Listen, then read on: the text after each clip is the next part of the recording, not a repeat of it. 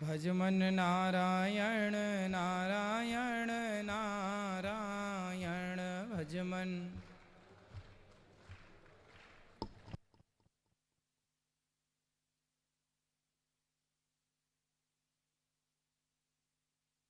श्रीमन्नारायण नारायण नारायण श्रीमन्। बोलिए गौरी गोपाल भगवान की। स्वागत है आप सभी का आज की मंगलमयी प्रश्नोत्तरी में। जो YouTube पर जुड़ रहे हैं वो चैनल को सब्सक्राइब कर लें और शेयर कर लें। आज प्रथम बार भोपाल की पावन धरती भोपाल जेल सेंट्रल जेल में आज ये प्रश्नोत्तरी का कार्यक्रम है। और आज जो भी आप प्रश्न करना चाहें सिर्फ आध्यात्म जगत से जुड़ा हुआ प्रश्न ही करें। भगवान को लेकर कोई बात समझनी है, कोई बात जाननी है, आध्यात्म को लेकर कोई बात समझनी है, जाननी है, तो केवल वही प्रश्न आप पूछें जो आध्यात्म जगत से जुड़ा हुआ है। उन्हीं प्रश्नों का उत्तर देकर आपकी सेवा ये दास अनिरुद्ध करेगा जो बन पड़ेगी। जिनका प्रश्न है वो हाथ उठा सकते हैं। आध्यात्म जगत से जुड़ा हुआ जिनका भी प्रश्न है वो हाथ उठाएं। यहां दे दो बेटा। हाँ दे, खड़े हो जा। हाँ ठीक है, इनसे बात करो।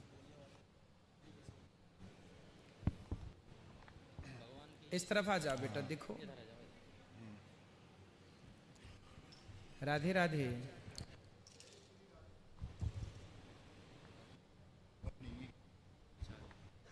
जय श्री राधे महाराज जी। राधे राधे जी, बताइए।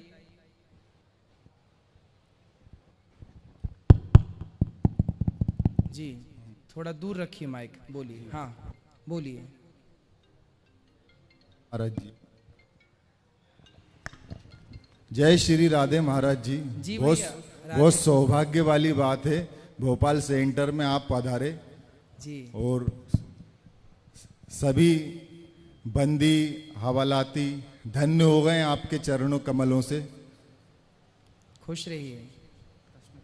प्रश्न ये है, गुरु जी के मैंने बाहर की दुनिया में गुरु बनाए थे, संकल्प लिया था और गुरु नाम भी लिया था। उसमें एक वस्तु छोड़ी भी थी जी।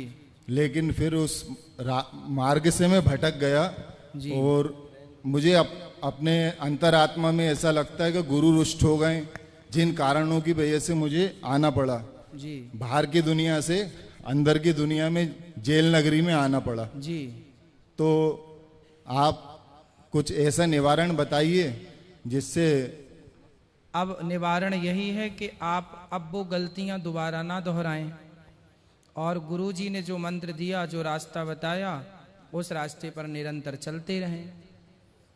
गलतियां ना करना सबसे बड़ा प्रायश्चित है। हमने गलती की पर हमने अब उस गलती को दोहराया नहीं। ये बहुत अच्छी बात है कि हम उस गलती को दोहराएं ना और आप सही राह पर चल पड़ो, फिर आप सही हैं अपनी जगह। ठीक है, और कोई सवाल? जय श्री राधे। जय श्री राधे। जय श्री राधे।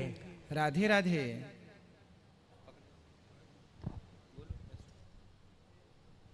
बोलिए। मैं ये चाहता हूँ, मुझे गुरुदक्षिणा चाहिए।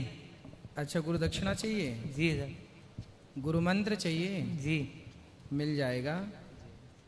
मंत्र का जाप करोगे? जी। ठीक है। आप यहाँ आने के बाद दोबारा वो गलतियां तो नहीं करोगे जिस गलती के बाद यहाँ आए हो? नहीं सर। ठीक है, ठीक है।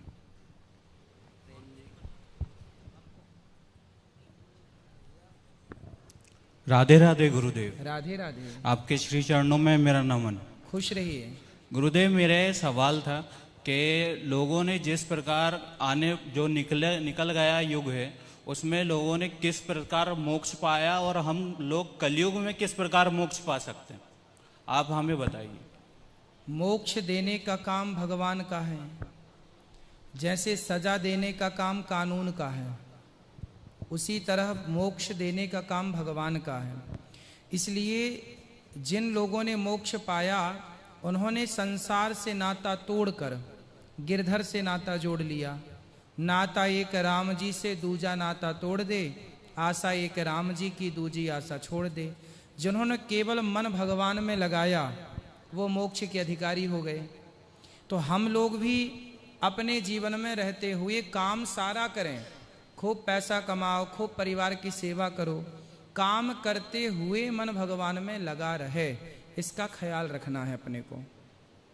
मन भगवान में लगेगा तो भगवान में मन लग जाना ही मोक्ष है। ठीक है, राधे राधे जी।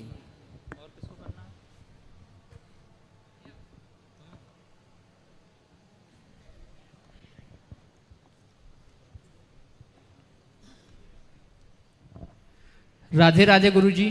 जी राधे राधे। आपके श्री चरणों में कोटि कोटि प्रणाम। खुश रहिए। गुरुजी मेरे दो प्रश्न हैं। बताइए। पहला ये है कि मैंने यहाँ जेल में कई पुस्तकें पढ़ी हैं जिसमें अध्यात्म के बारे में बताया है, कहा गया कि अध्यात्म ये है, लेकिन अध्यात्म की सही व्याख्या क्या है ये आपके श्री मुखारबिंद से सुनना चाहते हैं। और दूसरा पहले का सुन लो जी। आध्यात्म क्या है? ईश्वर की आराधना, ईश्वर से कनेक्ट हो जाना, ईश्वर से जुड़ जाना ही आध्यात्म है। ईश्वर से यथार्थ से जुड़ जाना, भगवान से जुड़ना, परिवार से जुड़ना मोह है, भगवान से जुड़ना आध्यात्म है। कुल मिला हम मंदिर जाएं इसकी जरूरत नहीं है, हम पूजा ही करें इसकी जरूरत नहीं है, हम भगवान में आस्था रखते हैं, हम समाज की सेवा करते हैं। हम मंदिर भी नहीं जाएं पर समाज की सेवा करें, माता की, पिता की, बड़ों की, बुजुर्गों की, दीन दुखियों की। यदि हम प्यासे को पानी पिलाने का भाव भी रखते हैं, हम चींटियों को दाना डालने का भाव रखते हैं, हम कुत्ते को रोटी देने का भाव रखते हैं, मतलब हमारे अंदर आध्यात्म है। दया जिसके अंदर है वह आध्यात्मिक है, ईश्वर से जो जुड़ा है, डायरेक्ट और इनडायरेक्ट। डायरेक्ट है कि आप मंदिर जाते हैं और इनडायरेक्ट है कि आप मंदिर नहीं जाते पर चींटी से लेकर हाथी तक किसी जीव का आप दिल नहीं दुखाना चाहते, तो ये इनडायरेक्ट है। दोनों रास्ते अपने जगह सही है। अब मंदिर कोई जाए और वो जीव हत्या करे तो मंदिर जाना व्यर्थ है, और आप मंदिर नहीं जाते पर आप जीव हत्या नहीं करते, आप किसी का दिल नहीं दुखाना चाहते, तो आप आध्यात्मिक हैं। कुल मिलाकर सही परिभाषा है ईश्वर से जुड़ना, सत्य से जुड़ना। जीव मात्र के प्रति दया रखने वाला व्यक्ति आध्यात्मिक है, यही आध्यात्म है। जी गुरुजी। गुरुजी दूसरा प्रश्न यह है मेरा, मन में एक भाव है कि क्या आपसे यहाँ पर है ना दीक्षा प्राप्त की जा सकती है? गुरु दीक्षा हो जाएगी। गुरु दीक्षा। कोटि कोटि धन्यवाद। आप ये बताइए, आप लोग इतनी अच्छी अच्छी बातें करते हैं, आप लोग इतने अच्छे अच्छे विचार रखते हैं, पर आप लोग ऐसा जेल क्यों आ गए फिर? गुरुजी गलतियां मनुष्य से ही होती हैं, हमसे भी जाने अनजाने में कुछ गलती हो गई हैं, जिसका पश्चाताप हमें है जी। बिल्कुल गलतियां नहीं करेंगे ना, भविष्य में कभी नहीं होगी, उसके पुनरावृत्ति कभी नहीं होगी। गुरुजी वाह, बहुत तालियां बजाएं आप सबके भावों के लिए। सुखी रहिए जी गुरुजी, खुश रहिए, धन्यवाद गुरुजी, प्रसन्न रहिए। राधे राधे गुरुजी। जी राधे राधे भैया। गुरुजी मैं आपसे एक चीज पूछना चाह रहा हूँ जी। रामायण में लिखा है अहो भाग्य मानुष तन पावा और सुर दुर्लभ सब ग्रंथ गावा। बड़े भाग्य मानुष तन पावा, सुर दुर्लभ ग्रंथ गावा। ठीक है। तो हमारे बड़े भाग्य हैं जो मनुष्य का जन्म मिला हमें। हाँ। और मनुष्य का जन्म किस लिए मिला? राम नाम जपने के लिए। ठीक है। गुरुजी मैंने अपनी जिंदगी में जब से मैं समझदार हुआ हूँ, मेरी 36 साल की उम्र हो गई है, मैंने कोई ऐसा गलत कदम नहीं उठाया है जिसके भगवान के प्रति मैंने अच्छा ही कार्य किया है मैंने अपनी लाइफ में। ठीक है। पर मेरे जीवन में दुख क्यों आ रहे हैं? पूर्व जन्म के पाप हैं कि इसी जन्म के पाप हैं? दोनों हो सकते हैं, इस जन्म का भी हो सकता है, पिछले जन्म का भी हो सकता है। जिसका ही दंड पाने के लिए, जिसकी सजा काटने के लिए आपको यहां आना पड़ा। आज ही कक्षा में हमने बताया कि भीष्म पितामह को बाणों की सैया मिली, तो उनके इस जन्म के पाप से बाणों की सैया नहीं मिली, नहीं मिली, वो पहले जन्म की उनके थी। पिछले किसी जन्म के पाप से उनको बाणों की सैया मिली। ऐसे आपको इस जन्म में यदि पाप नहीं भी किया होगा, कोई गलती नहीं भी की होगी और आप आए, तो किसी ना किसी जन्म का वो फल है। नहीं, गुरु जी ये बताते हैं कि इसी जन्म का ये सब कुछ होता है, पहले जन्म में कुछ नहीं होता है। पहले जन्म का तब पहले ही जो होता है वो नहीं, पहले जन्म का होता है ना, क्यों नहीं होता? अच्छा ये बताओ, यदि आप पिछले जन्म में नहीं थे, माना कि, तो फिर आज संसार में कोई सुखी क्यों है, कोई दुखी क्यों है? फिर यदि कोई पिछला जन्म ना होता, माना कि अगला जन्म ना होता, तो कोई सुखी दुखी कैसे रहता? सब एक से रहते ना, या तो सब सुखी रहते या तो सब दुखी रहते। पर कोई अमीर है, कोई गरीब है, कोई हंस रहा है, कोई रो रहा। ये क्यों? ये किसी ना किसी कर्मों का फल ही तो है। पिछले जन्म के कर्मों का फल आज मिला, आज का किया कल मिलेगा, यही तो चल रहा है। आप जेल आए तो जेल क्यों आए? पिछले समय कोई कार्य किया जिसका दंड भोगने आप यहाँ आए। अब यहाँ अच्छा काम करेंगे तो जल्दी से यहाँ से निकलकर बाहर चले जाएंगे, फिर कोई गलत काम करेंगे, फिर वही दंड मिलेगा। नहीं, मैंने यही सत्संग चल रहा था गुरुजी, तो मैंने ऐसे ही पूछा था, हाँ, ये पहले जन्म के होते हैं कि इसी जन्म के होते हैं? उन्होंने गुरुजी ने बोला था इसी जन्म के होते हैं। गुरुजी ऐसे जन्म में तो मैंने ऐसा कोई कार्य नहीं किया है जी, जिससे मैंने अपनी जिंदगी में दुखी दुखी झेले नहीं। बानी आपने कोई न कोई तो पाप किया होगा। कई बार हमें पता नहीं चलता और हम पाप कर लेते हैं। हाँ, ऐसा हो सकता है गुरुजी। हमें लगता है कि हमने तो ये पाप किया ही नहीं, पर हो गया। तो धोखे से देखिए, आपको क्या लग रहा है उससे मतलब नहीं है, पर जो देखने वाला विधाता है वो तो पूरा देख ही रहे हैं, उसके हिसाब से न्याय होता है ईश्वर का। तो वो इस जन्म का, पिछले जन्म का, किसी ना किसी जन्म का कर्म दंड है, वो मिलता है। तो गुरुजी एक चीज और पूछना चाह रहा हूं मैं। हाँ, इस कलयुग में जो अधर्म करने वाले व्यक्ति आगे क्यों बढ़ रहे हैं? हाँ, रामायण में लिखा है, हाँ, जो कोई झूठ मस्करी जाने और कलयुग में गुणवंत बखाने। हाँ, जो व्यक्ति कलयुग में नीच काम कर रहे हैं भी ऊपर जा रहे हैं, जो व्यक्ति अपने धर्म पर चल रहा है वो नीचे क्यों जा रहा है? कलयुग का दोष है ये युग धर्म है। जैसे सर्दी आई तो आपको ठंडी लगेगी, स्वेटर पहननी ही पड़ेगी, ये सीजन का दोष है। गर्मी आई तो आपको गर्मी लगेगी ही लगेगी। उसी तरह कलयुग है तो कलयुग में यही है, सत्यम नास्ति तपः शौचम दया दानम न विद्यते। कलयुग में सत्य तो मानो जरा सा रह गया है, कहीं पड़ा होगा, बाकी झूठ ही चल रहा है। इसलिए बोलते हैं जमाना कितना भी झूठा हो पर आप झूठे मत बनो। ये धरती टिकी हुई है तो कुछ अच्छे 1% ही जो सत्य बचा है, उस 1% के बल पर ही ये धरती, कुछ आप जैसे भले लोगों के बल पर ये पृथ्वी, जो सत्यवादी है उनके बल पर ये पृथ्वी टिकी है, धर्म टिका है। इसलिए जमाना छोड़ दे झूठ। जमाना क्या कर रहा है? अच्छा देखो, जो रावण कर रहा था क्या वही काम राम भी करें? नहीं। फिर रावण जो कर रहा था उसे करने दो, लंकावासी जो कर रहे थे करने दो, पर राम ने तो वो काम नहीं किया। लंका में सारे लंकावासी गलत काम कर रहे थे पर विभीषण ने तो नहीं किया। तो इसका मतलब ये हुआ कि जैसे दांतों के बीच में 32 दांतों के बीच में एक जिह्वा रहती है, सुनहु पवन सुत रहनी हमारी, जिमि दस नहीं महु जीव विचारी। उसी तरह आज के कलिकाल में जहां 99 लोग झूठ कपट छल कर रहे हैं, उनके बीच में आप विभीषण की तरह भगवान के चरणों का आश्रय लेके रहो। यही इस कलिकाल से बचने का एक मार्ग है। भगवान के चरणों का आश्रय लो, काम करते रहो, भगवान का नाम जपते रहो। जय श्री राधे। जय श्री राधे। कितनी बढ़िया बढ़िया बातें आप लोग करते हैं, कितना अच्छा ज्ञान रखते हैं आप लोग। और किसका प्रश्न है? ये भैया इस तरफ खड़े हैं, बात कराओ।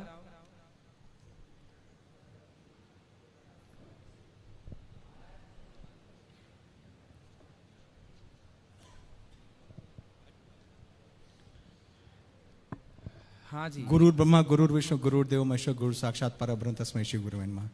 जी, सप्तशती के 12 अध्याय में ये लिखा है कि यशोदा गर्भ संभवे नंदो गोप ग्रहे यशोधा गर्भ संभवे हाँ विंध्याचल निवासनी। ठीक वो विंध्याचल में आज भी अष्टभुजा के मंदिर पर निवास कर रही हैं। हाँ मेरा सिर्फ कौतुक इतना है कि कृष्ण जी और माँ भगवती दुर्गा, क्योंकि दुर्गा जी के स्थान पर ही कृष्ण स्थापित हुए थे, बिल्कुल। और जब वो उनके हाथ से, कंस के हाथ से छिटकी थी, तो यही प्रसंग आया था कि तुम्हें मारने वाला जन्म ले चुका है। हाँ अतः मेरा कृपया मतलब इस चीज को स्पष्ट करने की कृपा करें कि दुर्गा जी का, कृष्ण जी का और श्री विद्या का, विशेषतः श्री विद्या का, इनका आपस में किस रूप में जोड़ कर रखा जाए इनको। देखिए, जो यशोदा, माइक लिए रहिए, जो यशोदा की बेटी हैं उनका नाम है माया, नंदा, योग माया जी। उन्हीं का नाम है विंध्यवासिनी जी, नंदा नाम से दुर्गा सप्तशती। हाँ, उन्हीं का नाम है प्रथमम शैलपुत्री च द्वितीयम ब्रह्मचारिणी। वही 9 देवियों के रूप में, 9 अवतारों के रूप में, 9 रूपों में पूजती हैं जी। लेकिन कृष्ण से और श्री विद्या से वही है। श्री मतलब होता है लक्ष्मी, श्री मतलब होता है दुर्गा जी। वही है तो माया। क्या महिषासुर मर्दिनी उन्हीं से? हाँ वही है। देवियां वही एक ही अनेक रूपों में विभक्त हो गईं। कृष्ण से क्या भगवान श्री कृष्ण की बहन है। देखो, भगवान श्री कृष्ण देवकी के यहाँ प्रकट हुए जी। और जैसे ही वसुदेव जी भगवान को लेकर चले, उसी समय यशोदा माँ ने एक कन्या को जन्म दिया जी। तो कृष्ण को रखकर वसुदेव जी उस कन्या को लेकर के वापस आए जी। उसी कन्या को कंस ने हाथ से लेकर पटकना चाहा पत्थर पर, तो वो आकाश में चली गई और बोली तुझे मारने वाला प्रकट हो गया। वही है माया, वही है नवरात्रि में जो पूजा होती है, उन्हीं 9 रूपों की पूजा होती है। वो अष्टभुजाधारी विंध्यवासिनी के नाम से आज भी विंध्याचल पर्वत पर विराजी हैं जी। तो वह एक ही 9 रूपों में पूजती हैं जी। वही है। तो महिषासुर कृष्ण मर्दनी। जी से कैसे उनका संबंध बना के रखा जाए? अब यशोदा माँ बीज मंत्रों में हाँ, क्या संभव हो सकता है? हाँ होता है ना उनका धन्यवाद, इसका तात्पर्य यशोदा माँ कृष्ण अपनी माँ मानते हैं यशोदा को जी जी जी। और वो यशोदा की पुत्री हैं जी आदरणीय। तो इस रिश्ते से वो क्या हो गई, बहन हो गई जी भगवान श्री कृष्ण की बहन हो गई जी प्रभु। भगवान ने ही अवतार लेने के पहले बोला था माया को कि मैं अवतार लेकर आ रहा हूँ, तो पहले आप चले जाओ। तो दोनों एक साथ आए, तो फिर अदला बदली हो गई। कृष्ण यहाँ आ गए, योग माया जेल के अंदर चली गई, कंस ने पटका। वही है 9 रूपों में पूजती या वही कृष्ण व कृष्णा, वही भाई कृष्णा। कृष्णा तो द्रौपदी का भी नाम है जी, यही मैं पूछना चाह रहा। कृष्णा तो द्रौपदी का एक नाम कृष्णा है जी। पर भगवान श्री कृष्ण जो हैं वो कृष्ण जो विंध्यवासिनी हैं उनके भाई हैं। जो दुर्गा हम जानते हैं, जो यशोदा की पुत्री बनी, जो अष्टभुजाधारी बन गई, वो भगवान श्री कृष्ण की इस रूप से बहन है क्योंकि यशोदा को कृष्ण अपनी माँ मानते हैं, तो स्वाभाविक उनकी बेटी उनकी बहन हो गई। इस रिश्ते से वो उनकी बहन है जी। और बीज मंत्र में भगवान ने जब बांसुरी बजाई गोपियों को बुलाने, तो वहां भी भगवान ने क्लीम बीज मंत्र छोड़ा था। बस जी, संपूर्ण उत्तर इसी शब्द में छपा जी। धन्यवाद। ये आकर्षण मंत्र है क्लीम। सुंदर, बहुत। देखो कितना बढ़िया आप लोगों को ज्ञान है। माइक दो जरा भैया को वापस, फिर से एक बार बात कर ले। आदरणीय प्रभु, इतना अच्छा आप पढ़े हैं, इतना अच्छा आप ज्ञान रखते हैं जी, तो ऐसी क्या, क्यों गलती ऐसी की है कि आपको नहीं, मैंने कोई गलती नहीं की।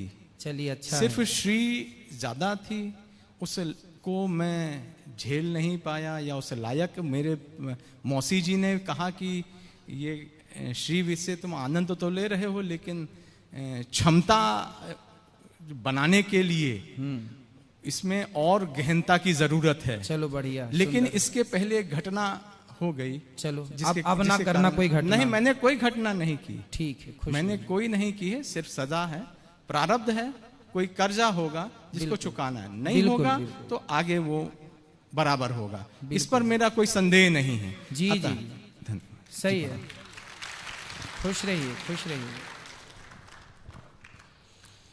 परम पूज्य गुरुदेव के चरणों में वंदना। खुश रहिए। गुरुजी, मेरे मन में 2-3 बातें चल रही हैं तो जिनके मैं मार्गदर्शन चाह रहा था आपसे। बताइए। एक तो ये सुबह आपने जो ज्ञान की बात बताई थी, जो कि कलयुग में जो 5 चीज़ें कहाँ कहाँ वास करती हैं, हाँ, वो 5 चीज़ों से मैं दूर हूँ सर। मैंने कभी भी किसी भी चीज़ को 5 में से जो मेरे जीवन में है ना, किसी को भी हाथ नहीं लगाया जी।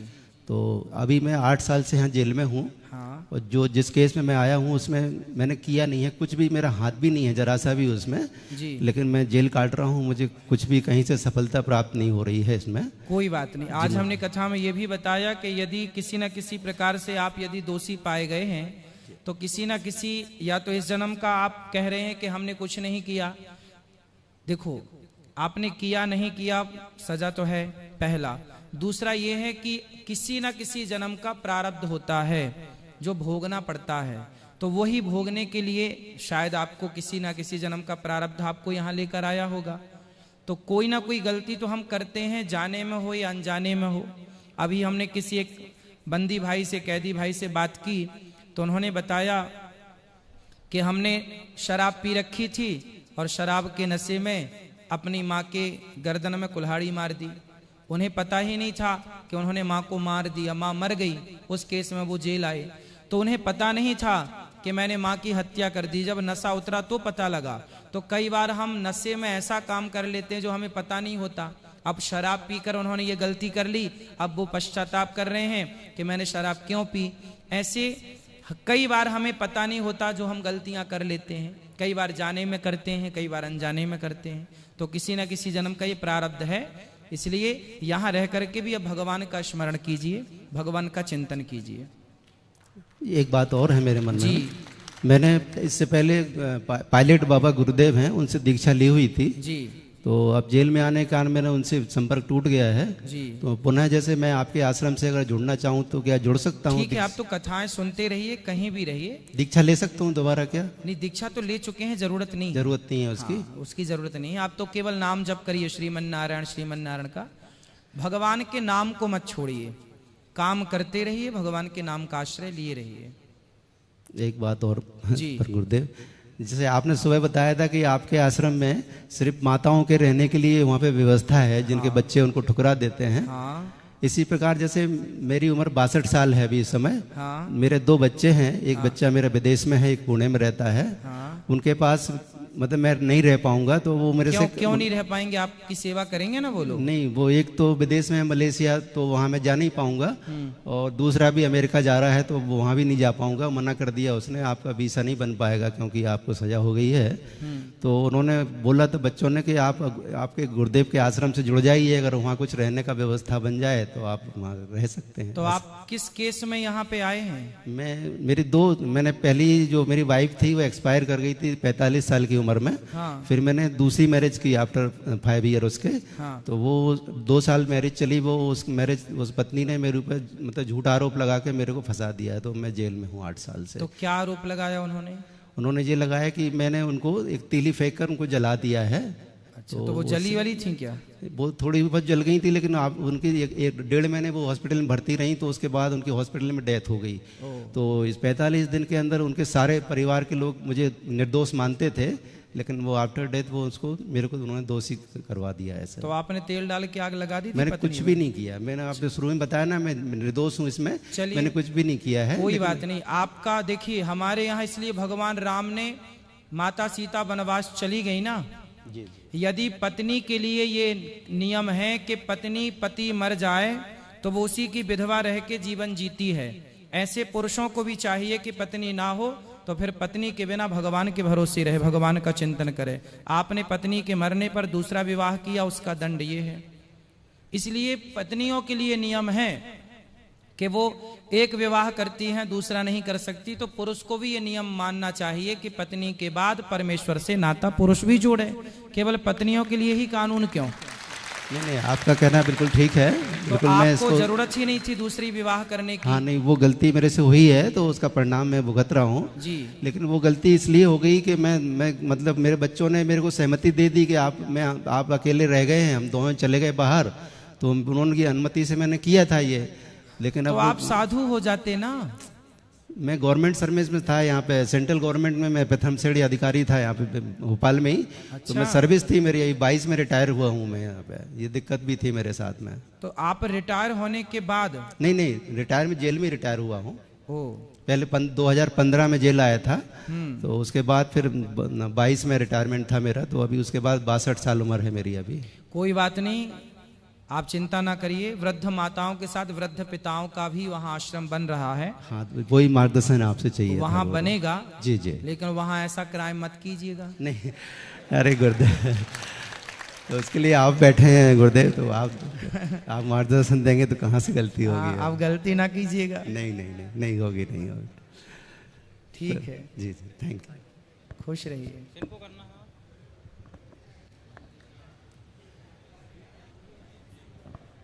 राधे राधे गुरुजी। जी राधे राधे। गुरुजी, मेरे मन में एक सवाल था कि जो महाभारत का युद्ध हुआ है, हाँ, वो किनके कारण हुआ है? उनका मुख्य दोषी कौन है? मुख्य है बंटवारा। यदि धृतराष्ट्र ने पांडवों का अधिकार दे दिया होता, भगवान श्री कृष्ण क्या बोलने गए कि पांडवों को 5 गांव दे दो, या तो उनका इंद्रप्रस्थ लौटा दो, यदि ये भी नहीं दे सकते तो 5 गांव दे दो। लेकिन दुर्योधन ने ये भी ठुकरा दिया कि 5 गांव क्या, मैं सुई की नोक बराबर जमीन भी नहीं दूंगा। यदि धृतराष्ट्र ने दुर्योधन की बात रोक कर यदि पांडवों का अधिकार दे दिया होता तो क्या महाभारत होता? तो महाभारत का मूल कारण है सही बंटवारा ना होना। उसके बाद बहुत सारे कारण मैं आपको बता सकता हूं। इसलिए मैं समाज को ये मैसेज देता हूं कथाओं से कि आप पिता यदि हैं और आपके 2, 3, 4, 5 बेटे हैं तो आप अपने जीते जी बच्चों का सही बंटवारा कर दीजिएगा, वरना आपके बच्चे आपके मरने पर आपस में लड़के महाभारत करके मर जाएंगे। इसलिए बंटवारा। जी गुरुजी, मैं थोड़ा आपसे थोड़ा और पूछना चाहूंगा। हाँ, कि जैसे वो थे धर्मराज थे, ठीक है, और उन्होंने अपने भाइयों को और अपनी बीवी तक को दाव पे लगा दिया था, पत्नी को, ठीक है, पत्नी को भी। हाँ, और बाकी जो थे धृतराष्ट्र थे, हाँ, वो अपने बेटे का ही भला चाहते थे, किसी और का तो चाहते नहीं थे। हाँ, हर बाप अपने बेटे का ही भला चाहता है। तो भला ऐसा मत चाहे ना कि अपना ही भला चाहे और भरी सभा में खुद की बहू, धृतराष्ट्र की सगी बहू ही तो है द्रौपदी, पांडु पुत्र ही तो हैं, ये छोटे भाई के बेटे। भतीजा क्या होता है? भतीजा बेटे के समान होता है। जी। तो आप भतीजे की पत्नी के कपड़े उतार रहे हैं, भरी सभा में निर्वस्त्र कर रहे हैं जी। क्या यह धृतराष्ट्र का न्याय सही था? जी, गलत था। क्या धृतराष्ट्र को न्याय नहीं देना चाहिए था? द्रौपदी बोल रही है बचाओ बचाओ बचाओ। द्रौपदी जब पुकार रही थी तो धृतराष्ट्र राजा थे और राजा का काम है कि अन्याय को रोकना। क्या धृतराष्ट्र ने अपने पुत्रों को रोका? ए दुशासन, तू अपनी भाभी के कपड़े क्यों उतार रहा है? क्या रोका? जब नहीं रोका तो भाई आप फिर दंड के भागीदार हैं, आप भले राजा हैं। और जुआ पांडवों ने क्यों खेला? क्या हुआ था? धृतराष्ट्र ने बुलाया पांडवों को। जब पांडव आए तो धृतराष्ट्र ने बोला कि मेरा बेटा दुर्योधन तुम्हारे संग जुआ खेलना चाहता है, युधिष्ठिर थोड़ा जुआ खेल लो। वो जुआ हुआ था टाइम पास का, लेकिन उस टाइम पास के जुए में उन्होंने गेम कर लिया। धर्मराज युधिष्ठिर जुआ कभी नहीं खेलते थे, वो तो धृतराष्ट्र को पिता मानते थे, तो उन्होंने आज्ञा दी कि तुम्हें जुआ खेलना पड़ेगा। अब जब आज्ञा दे दी बाप ने, बड़े पिता ने, तो उन्होंने उनकी आज्ञा नहीं टाली। यदि धर्मराज को जुआ खेलना आता होता तो एकाध दाव तो जीतते, एक भी दाव नहीं जीता। धर्मराज युधिष्ठिर ने एक भी दाव नहीं जीते। इससे सिद्ध होता है कि धर्मराज को जुआ खेलना नहीं आता था। तो जुआ भी षड्यंत्र के तहत धृतराष्ट्र ने खिलवाया था। जी। तो गुरुजी, कोई भी अगर व्यक्ति होता है वो अपनी जान का ही स्वामी होता है। हाँ। तो उनको ये मतलब कि अपने भाइयों को और अपनी बीवी को दाव पर लगाने का किसने दिया? देखो, उन्होंने सबसे पहले पांडवों को दाव पर लगाया कि भाई मेरा भाई भी दाव पर, मेरा भाई भी दाव पर। जी। जब खुद को दाव पर लगाए उसके बाद द्रौपदी को लगाए। द्रौपदी को लगाने का अधिकार नहीं था, वहां उन्होंने गलती की। धर्मराज युधिष्ठिर ने भी गलती की, द्रौपदी को दाव में लगाकर, पांडवों को दाव में लगाकर, जुआ खेलकर। इसलिए उनकी गलती का परिणाम ये हुआ कि उन्हें 12 साल का वनवास और 1 वर्ष का अज्ञातवास भोगना पड़ा। गलती की तो दंड भी तो मिला ना उनको।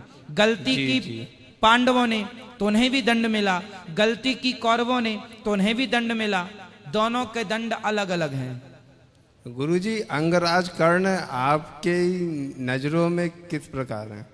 आप ही बताइए कैसे हैं अंगराज कर्ण, फिर हम बताएंगे। जो मैंने अभी तक सीरियल में देखा और जो सुना है, हाँ, तो उस हिसाब से तो वो एक दोस्त की मदद करने वाले हैं। क्योंकि अच्छा। जो बाकी लोगों ने तो उनको ठुकरा दिया था। चलो और जो दुर्योधन ने उनकी मदद करी, उनको वहाँ का अंगराज का राजा घोषित अंगदेश करा। का राजा, ठीक है। जो अच्छा, जबकि वो भी उन्हीं के एक भाई थे, और जबकि ये बात कृष्ण जी को मालूम थी, ठीक है, और पितामह को भी मालूम थी, ठीक है। लेकिन उसके बावजूद भी उनको ऐसी मतलब जिल्लत की और ऐसे कुछ कठोर शब्द सहने पड़े थे। ठीक है। अच्छा ये बताओ कि कर्ण ने दुर्योधन का साथ दिया क्योंकि वो उनके दोस्त थे, मित्र थे। अच्छा ये बताओ कि आपका दोस्त यदि किसी महिला के कपड़े उतार रहा हो, उसे उसके साथ दुराचार करने का मन बना रहा हो, तो क्या आप उसका साथ देंगे इसलिए कि यार तू मेरा दोस्त है, चल तू कपड़े उतार रहा है किसी महिला के, तो चल मैं भी तेरा सपोर्ट करता हूं? क्या आप उसे रोकेंगे या आप भी उसके साथ दुराचार करने में लग जाएंगे? नहीं नहीं, क्या करेंगे आप? ये तो गलत है। तो फिर यदि कर्ण मित्र थे तो मित्र का धर्म होता है कि वो अपने मित्र को गलत काम करने से रोके, ना कि वो गलत करने दे। तो जब दुर्योधन द्रौपदी की साड़ी उतरवा रहा था तो कर्ण को बोलना चाहिए था ना कि मित्र बाकी तो सब ठीक है यार, पर तुम ये भाभी के कपड़े उतार रहे हो, ये गलत है। क्या धर्मराज क्या कर्ण को ये नहीं बोलना चाहिए था कि मित्र तुम गलत कर रहे हो? जी बिल्कुल बोलना था। पर उन्होंने क्या बोला? उन्होंने बोला द्रौपदी तेरे तो 5 पति हैं, मेरा मुझसे भी विवाह, मैं तेरा 6ठा पति बन जाता हूं। जी अब बताइए क्या कर्ण जैसे बुद्धिजीवी, क्या कर्ण जैसे श्रेष्ठ योग्य पुरुषों को यह भाषा शोभा देती है? नहीं। आप एक बात बताइए, कोई आपको राजा बना दे, कोई आपको पैसा दे दे, पद दे दे, और फिर कहे कि मैं गलत करूं या सही करूं तुम्हें मेरा साथ देना पड़ेगा। यही कर्ण के साथ हुआ। कर्ण को दुर्योधन ने अंग देश का राजा तो बनाया, पर राजा बनाया कैसे? अंगराज को कर्ण को दुर्योधन ने अंग देश का राजा बनाकर कर्ण को खरीद लिया। उसके बाद सारे गलत काम कराए। पूरा महाभारत दुर्योधन ने कर्ण के बल से लड़ा। इसलिए भगवान ने कहा था कि तुम कुंती पुत्र हो, तुम मत लड़ो, गलत का साथ मत दो। कर्ण ने ठुकरा दिया कि मैं तो मित्रता निभाऊंगा। ऐसी क्या मित्रता है भाई? तुम सरासर जान रहे हो कि तुम्हारा मित्र गलत है। जी बिल्कुल। इसलिए कहता हूं कि भूखे मरो तो मर जाओ, नमक रोटी खा लो, पर किसी का एहसान मत लो। यदि एहसान ले लिया तो कर्ण जैसे लोग आप पर, दुर्योधन जैसे लोग आप पर एहसान करके सारी जिंदगी आपको उंगलियों पर नचाएंगे, जो कि कर्ण के साथ हुआ। जी गुरुजी, यही मैं आपसे बस जानना चाहता अब बताओ कर्ण सही थे या गलत थे? गलत थे। कर्ण अपनी जगह कर्ण दानवीर थे, कर्ण भगवान के भक्त थे। इस हिसाब से कर्ण को भगवान ने न्याय दिया। भगवान ने कर्ण को अपनी हथेली पर अंतिम संस्कार किया है। भगवान कर्ण को इतना प्यार करते थे कि कर्ण को अपनी हथेली पर भगवान ने कर्ण का अंतिम संस्कार किया। कर्ण रोज सोना दान करके पानी पीते थे। कर्ण को दानवीर कहा जाता है। कर्ण की अच्छाइयां समाज ने याद रखी हैं, लेकिन कर्ण ने दुर्योधन का साथ जो दिया, दुर्योधन को रोकना तो था यार, तो चलो द्रौपदी के बाल पकड़ के लाया दुशासन, यहां तक सही था। लेकिन दुर्योधन ने आज्ञा क्या दी? दुशासन कपड़े उतार दो। ये आज्ञा सही थी? गलत। क्या इसका विरोध कर्ण को नहीं करना था? करना था। बाकी सही जहां कर्ण है वहां तो सही है, पर जहां गलत है वहां गलत भी है। जी गुरुजी, धन्यवाद। खुश रहिए। बढ़िया बातें करते हैं बंदी लोग। राधे राधे जी। राधे राधे। जी भैया, राधे राधे। आपके श्री गुरु चरणों में मेरा नमस्कार। खुश रहिए, खुश रहिए। श्री एक चौपाई बोलना चाहता हूँ। हाँ बोलो। कलयुग तरन उपाय न कोई, राम भजन रामायण दो। आपने कहा कि मतलब भगवान का चिंतन करो, तो मैं भगवान का चिंतन करता हूँ। मेरे माता पिता 80-85 साल के हैं, वे भी चिंतन करते हैं, भगवान का भजन करते हैं। हाँ। पर जीवन में दुख क्यों आ रहा मेरे लिए? आपके जीवन में दुख क्यों आ गया? मैं बहुत परेशान हूँ। 90 से मैं केस में फंसा हूँ, अभी तक मेरा कोई निवारण नहीं हुआ है। कौन से केस में फंस गए? 302 में। 302 मतलब मर्डर? मेरा एक नाम राशि था। तो आपने किसको मार दिया? मैंने नहीं मारा था, मेरा गांव में नाम राशि था, उसने फंसवा दिया मेरे को। उसने उसके पिताजी की बल्दियत कटवा कर मेरी चढ़वा दी, तो मेरे को फंसा दिया। अच्छा जी सर। तो आप बोल रहे हैं कि हम दुखी हैं? जी। देखिए, आप गुनहगार हैं, सही हैं या नहीं, ये तो कोर्ट तय करेगा, ईश्वर तय करेंगे जी। लेकिन दुख क्यों आता है, ये मैं उत्तर इसका दे सकता हूं। दुख हमें जीवन में इसलिए आता है क्योंकि हमारा प्रारब्ध हमसे जुड़ा होता है जी। कभी हम अच्छा करते हैं तो हमें उसका फल अच्छा मिलता है जी। कभी हम बुरा करते हैं तो हमें उसका फल बुरा मिलता है जी। तो वही कर्म चक्र है जी। पृथ्वी गोल है ना जी। हमारा किया हमें, हम पत्थर ऊपर फेंकेंगे तो वो ऊपर हमारे खोपड़ी पे आके गिरेगा। बस यही है कि यदि हमने कोई बुरा कर्म कभी किया होगा उसी का फल हमें मिल रहा है, इसलिए जो बीत गया उसे बीत जाने दो और वर्तमान में भगवान का चिंतन करो, आगे गलतियां ना हो, इस बात का ख्याल रखो, यही समाधान है। सर मैं तो बहुत चिंतन करता हूँ, मेरे पिताजी माँ बाप भी करते हैं, वो बोलते हैं कि कर्म में प्रधान विप्स कर रखा, जो जस करे सो तस पसा। हाँ, हुई है वही जो राम रोच रखा, को कर तर्क बढ़ावे। फिर वही होगा जो भगवान को मंजूर है, इसलिए ईश्वर की मर्जी में अपनी मर्जी मिलाओ, यही ठीक है। सर मैं 90 से गुरुजी 90 से केस लड़ रहा हूँ, अभी तक मेरा कोई निवारण ही नहीं हुआ। क्या मेरी पैरोल खराब हो गई, मेरे लड़का के एक्सीडेंट हो गया था तो मेरी पैरोल भी बंद हो गई। मैं 2099 में आया था सजा पढ़ के। 2099 मतलब 1999 में 20 साल पहले काट गया, मैं पहले भी पैरोल जाता था, फिर आ गया 19 में, फिर पैरोल गया रिन्यू करा कर। मेरे लड़का एक ही था, उसका एक्सीडेंट होगा, मेरी पैरोल बंद हो गई। सर तो भगवान के लिए आप बोल रहे का भगवान का चिंतन कर, तो मेरे माँ बाप की जिंदगी करके चिंतन करते करते वही मैं भी, मेरे परिवार में मेरे लड़का में से सब वही चिंतन भगवान का भी करती, लेकिन अभी तक कोई मेरा निवारण ही नहीं हुआ। भगवान के चिंतन के तो आपका बेटा भी है या नहीं है? है, लड़का है, पाँव टूट गया उसका, मेरी उसी में पैरोल बंद हो गई। तो फिर ये सोचो कि आप लोगों ने भगवान का चिंतन किया, इसलिए भगवान ने कृपा की और बहुत बड़ा संकट केवल पांव टूटने से टल गया, वरना मृत्यु भी तो हो सकती थी और वो चला भी जाता। इसलिए भगवान की कृपा ने उसके जीवन को बचाया है। आपने जो पुण्य किया है उस पुण्य का फल ये है कि आपका बच्चा इतने बड़े एक्सीडेंट के बाद भी बच गया, आपके पुण्य का ही फल है, वरना आपके पापों के कारण तो पता नहीं क्या हो जाता। कई बार हमें लगता है कि हम तो इतना पुण्य कर रहे हैं पर फिर भी हमारे साथ ऐसा क्यों हो रहा है।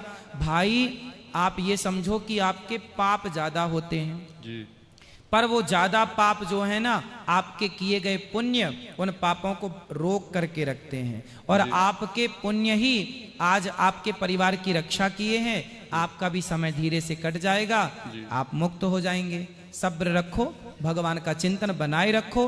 भगवान की भक्ति ना तो पाप व्यर्थ जाएगा ना तो पुण्य व्यर्थ जाएगा, पुण्य का फल भी मिलकर ही रहता है और पाप का फल भी मिलकर ही रहता है। गुरु जी मैं आपसे ये पूछ रहा हूँ, ठीक है आपने बोला कि भजन करते रहे, वो तो मैं जब से जेल में, जब से ही मैं मतलब भजन पूजन कर रहे। तो जब से जेल में है तब से भजन कर रहे हैं, इसके पहले भजन नहीं करते थे? तो उसका कोई निवारण भी तो बताइए गुरु जी। पहले ये बताओ, जेल आपने बोला जब से जेल में है तब से भजन कर रहे हैं, जब जेल में नहीं थे तब भजन नहीं कर रहे थे? बाहर भी करता था सर मैं। तो पहले ज्यादा करते थे कि अब ज्यादा कर रहे हैं? जी। पहले ज्यादा करते थे या अब ज्यादा कर रहे हैं? जी अब ज्यादा है। नहीं पहले भी करता था, वही अभी कर रहे हूँ। तो अब ज्यादा है कि पहले ज्यादा था? अभी ज्यादा कर रहा हूँ। हाँ अभी ज्यादा है जी। तो आप ज्यादा करते रहिए, उसी के पुण्य से तो आपके पुत्र की रक्षा हुई ना। जी जी। तो ये क्यों नहीं सोचते आप, तो पॉजिटिव क्यों नहीं सोचते? तो कर्म तो मैंने किया भी नहीं, तो भी मैं दंड भोग रहा हूँ। मेरे माँ बाप को किसी जन्म का है, इसलिए वो किसी जन्म का है। वो तो भोगना ही पड़ता है, इस जन्म का नहीं है, किसी जन्म का है, पर है। आज की कथा में मैंने ये सब बातें बताई, इसलिए जो बीत गया बीत जाने दो, अब उससे बेहतर बनाओ, भगवान का चिंतन करो और हर हाल में प्रसन्न रहो। भगवान जैसे रखें वो जैसे रखें राम जी, रहना चाहिए सीताराम सीताराम कहना चाहिए। ठीक है, खुश रहिए। और किसका प्रश्न है? इस तरफ ले आओ बेटा, यहाँ ये भैया इस तरफ, फिर वो भैया वो खड़े हैं उनको देना फास्ट। हाँ चलो पहले उनको दे दो फिर उनको ले ले आना।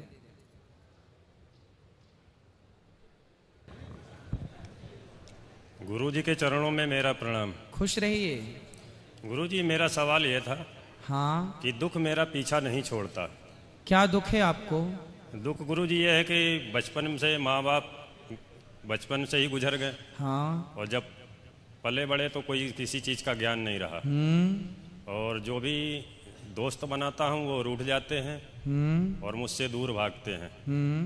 और मैं बाहर टाइल्स पत्थर का काम करता हूँ, टाइल्स मार्बल का। हाँ। तो मैं जैसे रोजी से भी करता हूँ तो कुछ दिन करने के बाद वहाँ तो मेरे पैसे डूब जाते हैं। और कहीं ठेके से भी करता हूँ तो वहाँ पार्टी से मालिक भी रुष्ट हो जाता है। काम बहुत अच्छा करता हूँ। फिर जेल कैसे आ गए? जेल महाराज जी संगत में आया। वो जो आपने शराब का बोला था कि शराब से दूर रहिए, शराब के चक्कर में जेल आया। तो शराब पीकर जेल कैसे आ जाएंगे? शराब पी के गुरुजी क्या हुआ कि लड़का हुआ था मैसेज को, तो उसकी खुशी में लोगों को दारू पिला दिया। तो उन लोगों ने झगड़ा कर लिया और जहाँ पे झगड़ा किया तो बोला इसने इसके पैसे से दारू पिए तो इसको भी जेल ले चलो। वाह, ऐसा हुआ गुरुजी। देखो शराब पीना और शराब पिलाना, देखो समझ लो दुनिया वालों, शराब पीना भी कितना गुनाह है और पिलाना कितना बड़ा गुनाह। तो कितने साल की सजा हुई फिर आपको? गुरुजी 393 लूट के प्रयास में सजा हुई है। पत्रकारों से झगड़ा हो गया था तो इसमें 7 साल की सजा हुई है, जिसमें 2 साल हो गए। अभी 5 साल बाकी हैं जी। तो 2 मेन पार्टनर थे वो छूट के भी चले गए। और गुरुजी मैं तो अब आप सबको ये बोलो कि शराब मत पीना कोई जी। आप सबको क्या बोलना चाहते हैं कि शराब सब पिए? शराब अच्छी चीज है या बुरी चीज बताओ? बुरी चीज है गुरुजी। कैसे बुरी है? बुरी है जब तो यहाँ पड़े हैं हम। अच्छा, मैंने इस जेल में एक चीज देखी कि अधिकांश केस जो जेल के अंदर कैदी हैं, अधिकांश उनमें 90% शराब पीने के बाद उन्होंने कोई ना कोई गलतियां की हैं। जी गुरुजी। ये बात सही है? जी। मर्डर किया, बलात्कार किया, चोरी की, डकैती की, कुछ भी किया वो शराब पीने के बाद की। तो मूल में शराब है। इसलिए हमारे संत जन ऋषि मुनि कहते हैं बेटा शराब ना पियो, क्योंकि हर फसाद की जड़ शराब है। अच्छा, आप में से कितने मेरे बंदी भाई इस बात से सहमत हैं कि शराब हर फसाद की जड़ है? कितने लोग सहमत हैं? उठाओ हाथ। सब लोग सहमत हैं इस बात से? देखो ये सारे लोग सहमत हैं कि शराब ही जड़ है। अब बताओ प्रश्न क्या है आपका? प्रश्न यही गुरुजी कि किनका स्मरण करूं तो जो को मेरे को दुख से मुक्ति मिले। आप हनुमान जी का स्मरण करो जी। जो शतवार पाठ, देखो कैदियों को क्या करना चाहिए? चौपाई है, जो शतवार पाठ कर कोई छूटय बंदी महासुख होई। हाँ, 100 बार हनुमान चालीसा का रोज आप पाठ किया करो जेल के भीतर जहां भी हो। 100 बार चलते फिरते जी गुरुजी। 100 बार पाठ करना है आपको। निश्चित ही भगवान की कृपा होगी, आपकी सजा भी कम हो जाएगी और बहुत जल्दी भगवान की कृपा से आप लोग। और अब गलती ना करना, नहीं करेंगे अब ना शराब पीना, ना अपने पैसों से शराब। देखो आपका बच्चे का जन्मदिन था ना जी, और आपने जन्मदिन में शराब बांटी। काश आप बच्चे का जन्मदिन गौरी गोपाल आश्रम आए होते और अपने हाथों से बच्चों के नाम से अन्य क्षेत्र संतों को बांटा होता, वृद्ध माओं की सेवा की होती, किसी दीन दुखी को भोजन कराया होता, तो आपके बेटे की आयु लंबी होती, आप सुखी होते। पर आपने शराब पिला दी और देखो शराब के कारण झगड़ा हुआ और आप जेल में आ गए। गुरुजी अब मैं आना चाहूँगा वहाँ पे, मैं अपनी सेवा देना चाहूँगा। जो भी टाइल्स पत्थर का काम करता हूँ गुरुजी, उसमें आके मैं सेवा देने का। बिल्कुल आप आइए जी। पर अब ना शराब लेके आइए वहाँ। नहीं, शराब नहीं लेके आएंगे। हाँ ठीक है गुरुजी, धन्यवाद। ठीक है, खुश रहिए।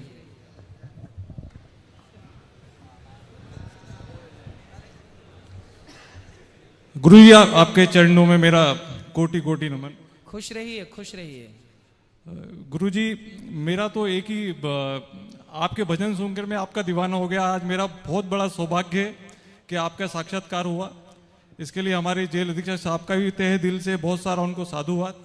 इन्होंने बहुत अच्छा काम किया। सारे बंदी जन इन्हें खूब आशीर्वाद दे रहे हैं कि आपने हमें कथा सुनवा दी। सारे कैदी आशीर्वाद दे रहे हैं। साथ ही साथ एक बात और कहना चाहूंगा सर, गुरुजी मैं आपसे, हाँ, कि जैसा आपने आज सुबह कहा कि सारे बंदी भाइयों ने बहुत अच्छी सजावट की और बहुत अच्छा ये सब लगा, तो गुरुजी हम सारे जितने बंदी भाई हैं, ये तो राम जी ने जब राम सेतु बनाया था, हाँ, तो उस समय गिलेरी जो है, गिलेरी अपने मुंह में एक दाना लेके जाती थी और उसमें डालती थी। तो गिलेरी को लगता था कि ये पुल में मेरा भी कुछ सहयोग है। तो वैसे ही जितने बंदी भाई हैं इन सबका बस इतना ही उस गिलेरी के समान एक सहयोग है, उस दाने के बराबर। और यही जो है हमारे अधीक्षक साहब ने हमें आज जो सौभाग्य दिया, जो उनको मैं तहे दिल से बहुत सारा साधुवाद देना चाहता हूँ। साथ ही साथ हमारे जो अष्टगुण अधिकारी मोदी जी हैं, उनके लिए वो हमारे लिए प्रभु श्री राम की तरह हैं। और हम उनके हनुमान जी बनना चाहते हैं कि जैसा वो आदेश करते हैं वैसे ही हम सब काम करते हैं। उनसे कोई सवाल नहीं होता है।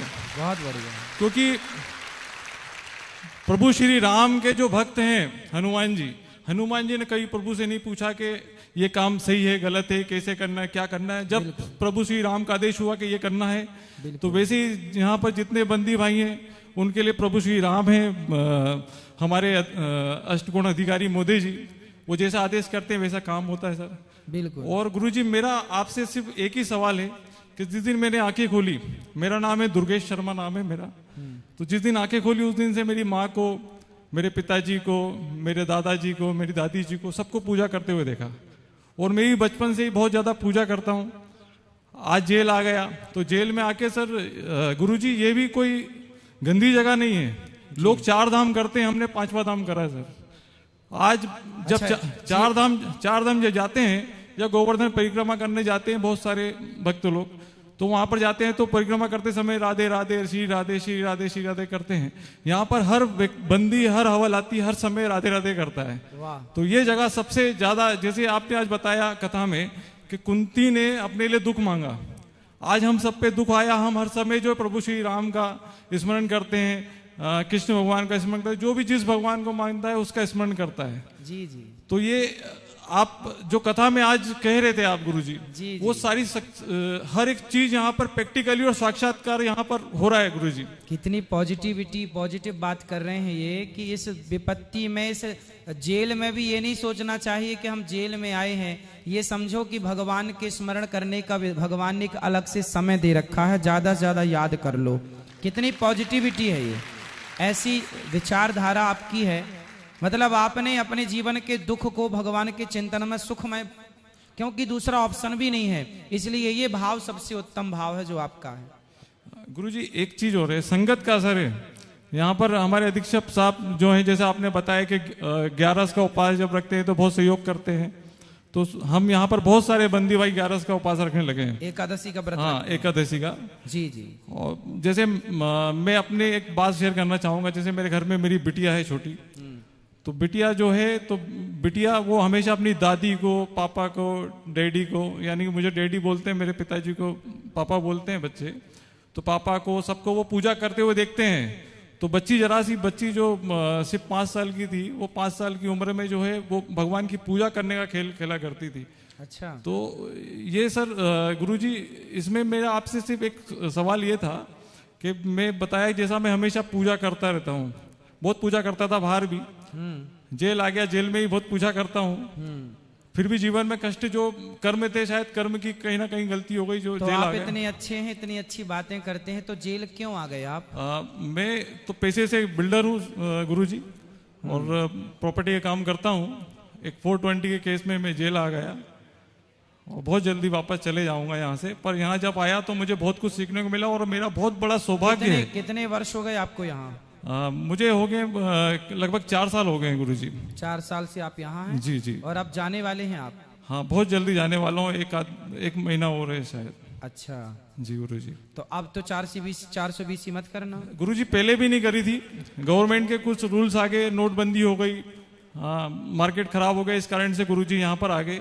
और यहाँ पर बहुत सारे बंदी भाई हैं जिन्होंने कभी जीवन में अपने शायद कुछ करा नहीं है, पर जाने अनजाने में जो भी छोटी मोटी गलती होगी गुरुजी यहाँ आ गए।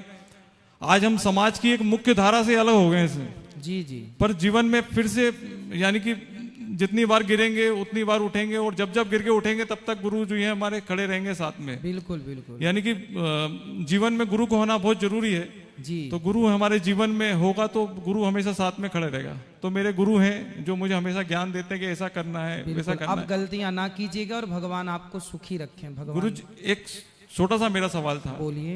कि गुरु जी हमेशा जैसे पूजा करते हैं, पर कभी कभी मन होता है कि आज पूजा नहीं करना है, फिर भी क्योंकि रोज रूटीन में बना हुआ है गुरु जी। जी जी। तो रोज सुबह उठना है, 6:30 बजे नहाना है, पूजा करना है। कभी कभी मन होता है कि आज पूजा करने का मन नहीं है, फिर भी पूजा कर लेते हैं। ठीक है। तो उस समय वो उसका इतना ही प्रभाव होता है गुरु जी के, क्या होता है उसका? देखो कई बार ना भगवान में हमारा मन लगता है, कई बार मन नहीं लगता। तो मन का काम है संकल्प विकल्प करना। मन ना लगे तो भी शरीर से पूजा हो, या तो मन लग जाए तो शरीर और मन दोनों मिल गए, या मन अलग है तो कोई बात नहीं, मन तू जहां जाना है जा, पर हम शारीरिक पूजा करते रहें, वो क्रिया करते रहें, उसका फल मिलता है। जी जी गुरु जी जी। एक गुरु जी एक आखिरी शब्द और कहना चाहूंगा गुरु जी कि गुरु जी मैंने आपको बहुत बार टीवी पे देखा, बहुत सारे आपके भजन सुने। एक भजन था आपका, वो मुझे अच्छे से याद नहीं आ रहा, बहुत देर से सोच रहा था मैं। सुनाओ कौन सा? वो बेटा बेटा क्यों करता है, बेटा एक दिन पराया हो जाएगा। मान मेरा कहना नहीं तो पछताएगा, ये मिट्टी का खिलौना मिट्टी में मिल जाएगा। बेटा बेटा क्या करता है, बेटा तेरा एक दिन पड़ोसी बन जाएगा। बेटा तेरा एक दिन पड़ोसी बन जाएगा। मिट्टी का खिलौना मिट्टी में मिल जाएगा। ये सुनाएंगे आपको कल या परसों, जो भी कल ही सुना देंगे। जी गुरु जी बहुत सारा आपका तहे दिल से बहुत सारा नमन करता हूँ मैं। खुश रहिए, भगवान आपको सुखी रखे। जी गुरु जी। गुरु जी जय श्री कृष्णा। जय श्री कृष्णा। महाराज जी मैं ये कहना चाहता हूँ, हाँ ये इतना पवित्र नाम है कि इसके लेने से हर काम आसान हो जाते हैं। जी। हम रोज सुबह उठते हैं, जय श्री कृष्णा, भाई लोगों को कहते हैं भैया जय श्री कृष्णा, भैया जय श्री कृष्णा, तो सबके होठों पे मुस्कुराहट आ जाती है। वाह, ये नाम ही ऐसा है। सही है। तो आप सारे बंदी लोग, कैदी लोग आपस में जय श्री कृष्णा बोलते हैं? गुड मॉर्निंग गुड आफ्टरनून तो नहीं बोलते? नहीं। हाँ, जय श्री कृष्णा जय श्रीमन नारायण ही बोला करिए। हाँ, हाथ जोड़ के एक दूसरे को जय श्री कृष्णा कहते, उनके होठों पे मुस्कुराहट आ जाती है। आज तो मैं यहाँ जेल में भ्रमण कर रहा था तो मैंने देखा बहुत सारे कैदी भाई पूजा कर रहे थे, आरती कर रहे थे। आप लोगों ने बहुत अच्छा किया कि आप यहाँ रह के भी अपनी भारतीय संस्कृति को, भगवान को आपने नहीं छोड़ा। बहुत अच्छी बात है। बताओ आपका प्रश्न क्या है? जी हमारे यहाँ टीवी, बेरिंग में टीवी की व्यवस्था है। हाँ। 1 बजे से हम 4 बजे तक कथा रोज सुनते। अच्छा, आप लोग जेल में भी रोज कथा सुनते हैं? सुनते हैं। वाह सुंदर। सबके बेरिंग में टीवी लगी है? मैंने लगी हुई है जी, देखा मैंने। हाँ। तो 1 तारीख से 1 फरवरी से हमारे श्रीमान जी अधिकारी ने कहा था कि बेटा बंदी भाइयों अपने यहाँ कथा होने वाली है। अच्छा जी। तो सुबह 15 तारीख को गौ माता का गोबर आ गया। हाँ। यहाँ पर ट्राली में। हाँ। तो यहाँ सब सिटी के हैं। हाँ। सिटी के लोग हैं। हाँ। तो उन्होंने कहा ये काम हम कैसे करेंगे? हाँ। तो हमने उनसे कहा जय श्री कृष्णा का नाम लो, हो जाओ शुरू। हाँ। काम खुद पे खुद हो जाएगा जी। मेरा गोविंद खुद पे खुद करवा देगा जी। किसी की जरूरत नहीं है काम करने की, मेरे गोविंद करवा रहे ये काम। सही है। ये मेरे केशव करवा रहे, मेरे मधुसूदन करवा रहे। बिल्कुल बिल्कुल। मेरे मधुर बोल जग फंत खोल, सतमार्ग बताने वाला, बिगड़ी को बनाने वाला। बिल्कुल। हरि राम यही, घनश्याम यही, जग मंगल की आरती, पापियों को पाप से तारती। जय श्री कृष्णा। भैया आपने क्या गलती की कि आपको जेल आना पड़ा? श्रीमान जी, गुरु जी, मैं बाहर ठेकेदारी करता था। मेरा नाम भी भीम है और मैं काम भी तोड़ फोड़ का करता था, भीम कालम का ही। हाँ है ना। बीम कालम का, ठीक है। जी, बी कालम का तोड़ता था तो फोड़ता था, दिन भर हाथों में छाले आ जाते थे। हाँ। तो शाम को मैं ठेकेदार से कहता था भैया मेरी पेमेंट, तो वो मुझे 300 रुपए दे देते थे। 50 का लाल का क्वार्टर पी आता था। 250 रुपए का मैं सामान ला के घर में जो भी दाल पकवान जो भी थी मम्मी को ला के दे देता था। हाँ। हम दोनों मम्मी और हम दोनों प्रेम से पकाते थे और खाते थे। अब एक दिन भैया आए, उनकी शादी हो गई थी। शादी हो गई थी तो उनने मम्मी को 2-3 थप्पड़े मार दिए। किसने? बड़े भैया ने। आपके भाई ने? जी, उनका नाम कमल था। तो हमने उनका बीच बचाव करा। तो भीम ही है। हाँ। भीम तो भीम ही है। भीम को आया गुस्सा। हाँ। भीम ने उठाया हथौड़ा। हाँ। वो दिया घुमा के गदा के जैसा। हाँ। भैया मैं चीत। भैया ने पट गए। भैया मैं चीत। अब हमने कहा अब क्या करे। तो मम्मी कहने लगी बेटा कि अपन तो 2 है। हाँ। भाभी तो बाहर है। तो इसको दफना दे। इसको दफना दे। तो मैंने कहा मम्मी दफनाने में तो टाइम लग जाएगा, अपने पास केरोसिन रखा है, इसको जला ही देते। तो मम्मी कहने लगी हाँ ठीक है लकड़ी के पैसे बच जाएंगे। क्या? मम्मी कहने लगी ठीक है लकड़ी के पैसे बच जाएंगे। मेरे भी सर पे इसने दिमाग पे। तो मैंने आव देखा ना ताव देखा, मैंने लकड़ी उठाई, वो घासलेट का तेल, मम्मी अंदर से माचिस लाई और कगिले बेटा जला दी। तो मैंने कहा अब उस दिन तो मैंने दारू पी रखी थी तो मुझे अच्छे बुरे का समझ नहीं था। तो मैंने माचिस झटक दी, भैया जल गए। सुबह आई भाभी मैं ही थी, क्योंकि ठीक है भैया जो हुआ हो जान दो। तो उनके पापा जी का एक्सीडेंट हो गया था। तो क्योंकि मैंने कहा भाभी, क्योंकि हाँ भैया, नानू भैया कहते घर में मुझे प्यार से। तो मैंने कहा भाभी पराठे बना दो, पर दही पराठे खा के तुम्हारे बाप का एक्सीडेंट हुआ है पिताजी का, तो तुम्हें मिलवा आऊंगा। तो उनने बढ़िया बढ़िया पराठे बनाए घर पे तेल मिल डाल के। पराठे बनाने के बाद भाभी ने भी खाए, मैंने भी खाए, मम्मी ने भी खाए। फिर उनको मैंने बस में बिठाला और 1100 क्वार्टर पे छोड़ दिया। उनके पिताजी के यहाँ टाके लगे हुए, उनका एक्सीडेंट हो गया था। तो मैंने उनके पैर में पड़े।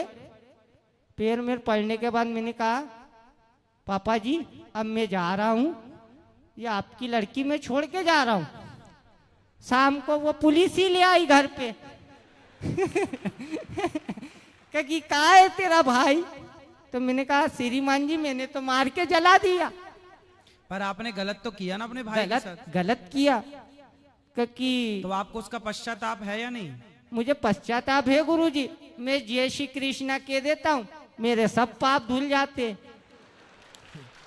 बेटा जय श्री कृष्णा कहना अच्छी बात है, पर ये गुनाह करो किसी की हत्या, चलो उसने अपनी माँ के ऊपर हाथ उठाया ये तो गलत था जी, लेकिन आपने उसे जान से मार दिया ये बहुत गलत था। उस बात को मैं समझ लिया श्रीमान जी। वो हुआ मुझसे नशे में, शराब के नशे में थे जी। मतलब कुल मिला के निष्कर्ष ये निकला कि शराब ही सारे पापों की जड़ है।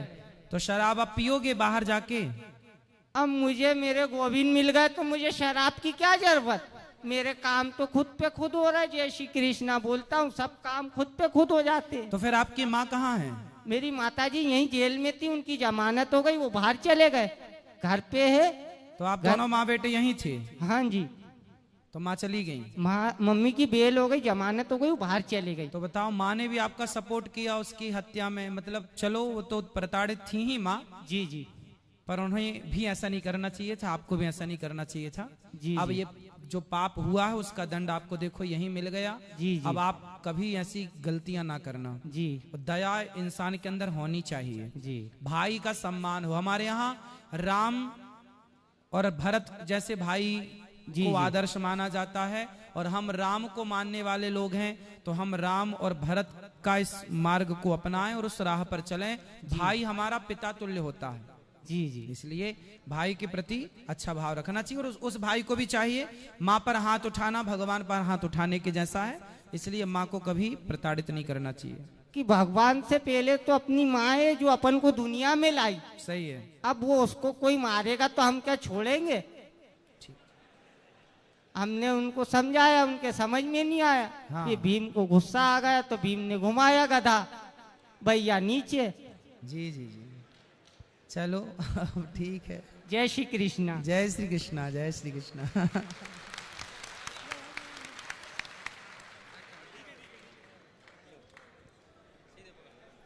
जय श्री कृष्ण। जय श्री कृष्णा।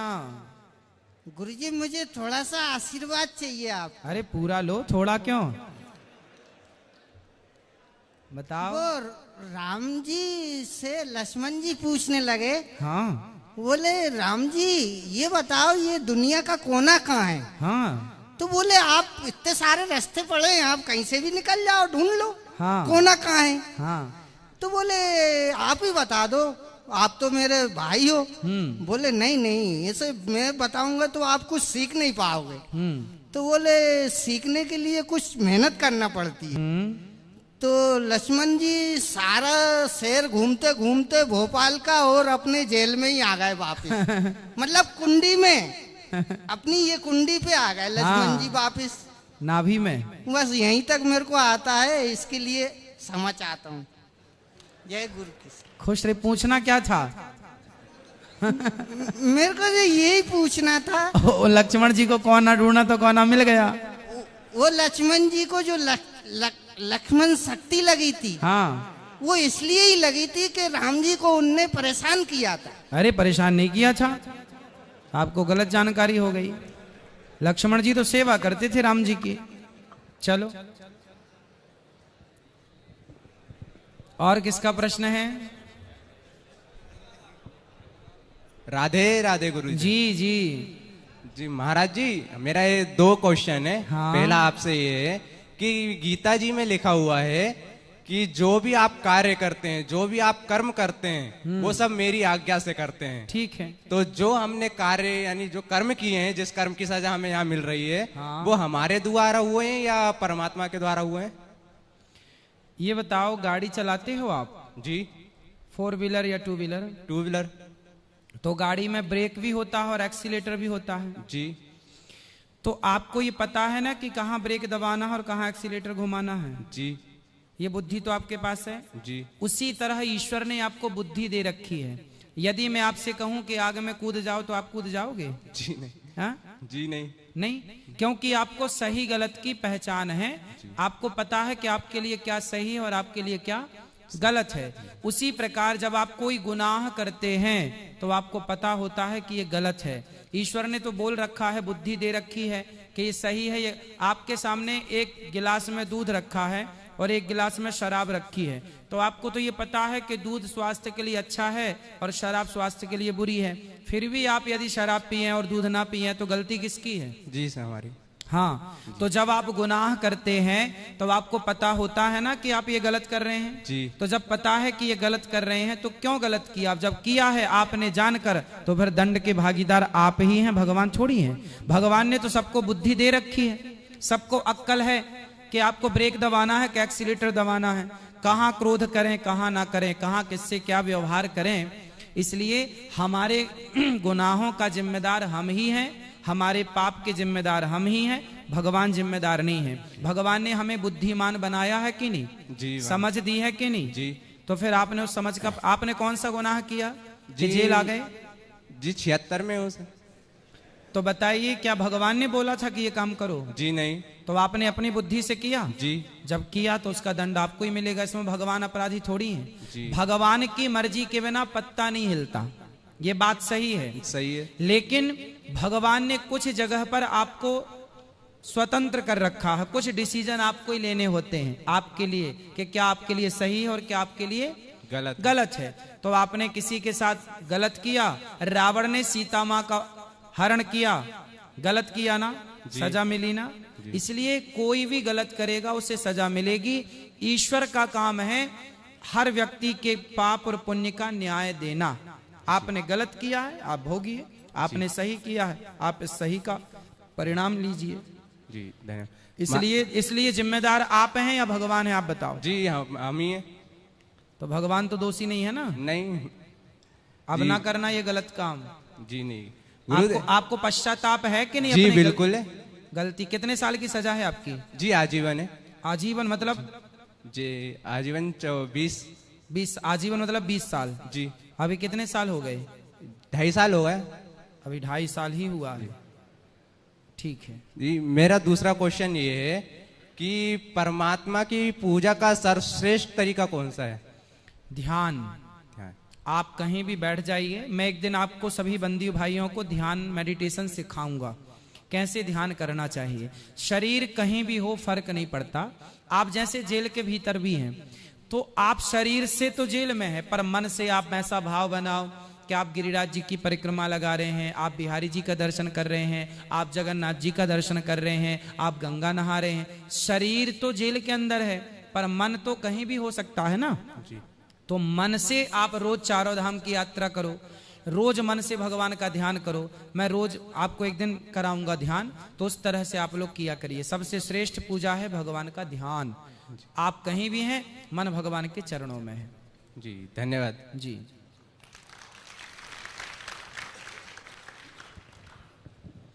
राधे राधे गुरुजी। राधे राधे। मैं ये जानना चाहता हूँ कि मैं जितना भी मेरे पास समय रहता है एक्स्ट्रा, चाहे सुबह 5 बजे उठने के बाद हो या कारखाने से वापस आने के बाद हो, मैं बड़ी कारखाने काम करता हूँ, उसके बाद मैं अपने पाठ में लग जाता हूँ। पूजा मैं करता नहीं हूँ, ना मैंने कभी की। वही पाठ मुझे अच्छा लगता है। कौन सा पाठ? हनुमान चालीसा का पाठ है, अच्छा रामायण पढ़ता हूँ, सुंदरकांड पढ़ता हूँ, और जो भी माला जपना है वो करता हूँ मैं। इस सब करने के बाद मुझे क्रोध बहुत आता है। मैंने बहुत कोशिश करी उसको कंट्रोल करने की, बट मैं नहीं कर पाता उसको। मतलब हर आधे घंटे में, हर 1 घंटे मुझे क्रोध आ जाता है। क्रोध किसके ऊपर आता है? जिसके वो जो मेरे सामने आता है। तो आप गुस्से में मार तो नहीं देते? नहीं, मारता नहीं हूँ, बस क्रोध आता, फिर मैं अंडर कंट्रोल कर लेता हूँ। पर मुझे लगता है कि मेरे से गलत बोला, बस क्रोध कंट्रोल नहीं कर पा रहा। आपने कौन सी गलती की कि आप जेल आ गए? गलती तो मेरा फैमिली मैटर था, एक फैमिली मैटर को सुलझाने के लिए मैं यहाँ पर आया था, तो मेरे ऊपर केस लगाया है। तो इतना गुस्सा क्यों करते हैं आप? मैं कंट्रोल करने की कोशिश, कंट्रोल होते नहीं मेरे से, काफी कोशिश करी। तो कंट्रोल करने का उपाय बता दें हम आपको? जी सर। जब गुस्सा आए, गुस्सा किस कारण से आता है आपको पता है? गुस्सा इसलिए आता है कि सामने वाला कोई मेरे से गलती कर, मतलब कुछ बोलता है तब मुझे गुस्सा आता है। तो कोई कुछ, जैसे मैं बोल रहा हूँ तो आपको गुस्सा आ रहा है? जी नहीं, आपने तो बोला कि कोई कुछ बोलता है तो गुस्सा आता है। नहीं, कुछ ऐसी बात कर दे जो मतलब नहीं बोलना चाहिए, उस पर गुस्सा आता है। जैसे मैं उससे अच्छी बात करता हूँ, मेरे से गलत बात करे तो गुस्सा आता है। हाँ, इसलिए उन लोगों से बात करिए जो आप बातें अच्छी करिए ना जी। आप अच्छी बातें करते हैं जी, मैं बात करता नहीं हूँ फिर इसलिए। हाँ, एक तो बात मत करिए किसी से, पहला। दूसरा, आप बात करिए तो अच्छी बात करिए, और कोई माने ना माने क्या करना आपको जी। चुप, जब गुस्सा आए तो चुप रहिए। गुस्सा हमेशा 2 कारण से आता है। क्रोध आने का पहला कारण है कि हमारे मन का ना होना जी। जैसे हमने आपको कुछ बताया और आपने हमारे मन का, जैसे आपने ही बोला ना कि हमें सामने कोई कुछ बोला तो गुस्सा आ जाता है जी। तो आपके अनुकूल वो व्यवहार नहीं करता तो आपको गुस्सा आ जाता है, पहला। दूसरा, अभिमान के कारण, एटीट्यूड के कारण गुस्सा आता है। जी, तुमने हमें छू दिया, तुमने हमें टच कर दिया, धक्का मार, देख के नहीं चलते, अंधे हो क्या? ऐसे भी क्रोध आता है। तो इसलिए अभिमान को कंट्रोल, और अब क्रोध को कंट्रोल करने का उपाय है चुप। कितना भी गुस्सा आए आने दो, आप चुप रहो, कोई उत्तर मत दो। क्रोध हमारा दुश्मन है। यदि गलत जगह पर क्रोध किया जाए तो दुश्मन है, सही जगह पर क्रोध किया जाए तो वो दुश्मन नहीं, वो हमारा मित्र है। जैसे पितामह भीष्म को क्रोध करना था दुशासन के ऊपर, जब द्रौपदी की साड़ी खिंच रही थी उस समय पितामह को क्रोध करना चाहिए था कि नहीं? बिल्कुल नहीं किया। तो नहीं किया तो बाणों की सैया मिल गई। इसलिए क्रोध जहां जरूरत है वहां तो करो। अभी मैं एक बंदी भाई से मिला, उनके हाथ में हथकड़ियां लगी हैं, उन्होंने गुस्से में अपने बाप को मार दिया। फिर जेल आए तो जेल में कैदियों पर भी उन्होंने एक कैदी को मार दिया गुस्से में, फिर एक तीसरे को यहीं मार दिया। फिर अब वो बंधे हैं जेल, वो बंधे ही रहते हैं 24 घंटे बेड़ियों में। तो भाई गुस्सा ऐसा क्यों? गुस्सा इतना भी नहीं कि आप सारे गलत काम कर लें गुस्से में, गुस्सा हमारा गुलाम है, हम गुस्से के गुलाम नहीं है। गुस्से को अपना गुलाम बनाओ, गुस्से के गुलाम बनो मत। गुलाम तो बनाया है, गुस्सा कंट्रोल कर लेता हूँ मैं तुरंत। मगर आता क्यों मेरे मतलब आया ही ना गुस्सा, ऐसा कुछ नहीं आएगा, ऐसा नहीं होता, आएगा। गुस्सा तो विकार है, कंट्रोल तो कर लेता जैसे हूं। आपने भोजन की तो डकार आएगी, भोजन करने के बाद क्या आती है? डकार आती है। डकार। अब आप कहो जी डकार क्यों आती है? ऐसे गुस्सा आएगा। कुछ लोग गुस्से को कंट्रोल कर लेते हैं, कुछ लोग नहीं कर पाते। आप ये कहो कि नहीं जी हमें गुस्सा ही ना आए, ईश्वर प्रकृति है ना। अब आप कहो जी रात ही ना आए, सर्दी ही ना आए, दिन आया तो रात भी आएगी, सर्दी आई तो गर्मी भी आए। ऐसे काम, क्रोध, लोभ, ये विकार है, ये आते हैं, बस इन्हें कंट्रोल करना। कंट्रोल तो कर लेता हूँ, बस कंट्रोल है तो बढ़िया है। गुरुदेव एक और बात, गुरु मंत्र मैंने जो लिया है उसको 21 माला से जपना या 27 मोती की माला से जपना है या 108 मोती की माला से? 27 चौके 108 होता है, 4 बार जपोगे तो 108 हो ही जाएगा। ये सुमरणी होती है जिसमें 27 मोती होते हैं जी। और 27 मोती इसलिए होते हैं क्योंकि नक्षत्र 27 होते हैं जी। और 27 नक्षत्र, प्रत्येक नक्षत्र के चरण 4 होते हैं, इसलिए 4 बार ये करने से 108 हो जाता है। इसलिए 108 मोती की माला होती है। तो आप 108 वाली जपो या ये सुमरणी 27 वाली जपो, सेम है। या माला नहीं है तो कर माला भी जप सकते हैं, मन में चलता रहे श्रीमन नारायण श्रीमन नारायण, सीताराम सीताराम, ये भी ठीक है। जी सर, धन्यवाद जी।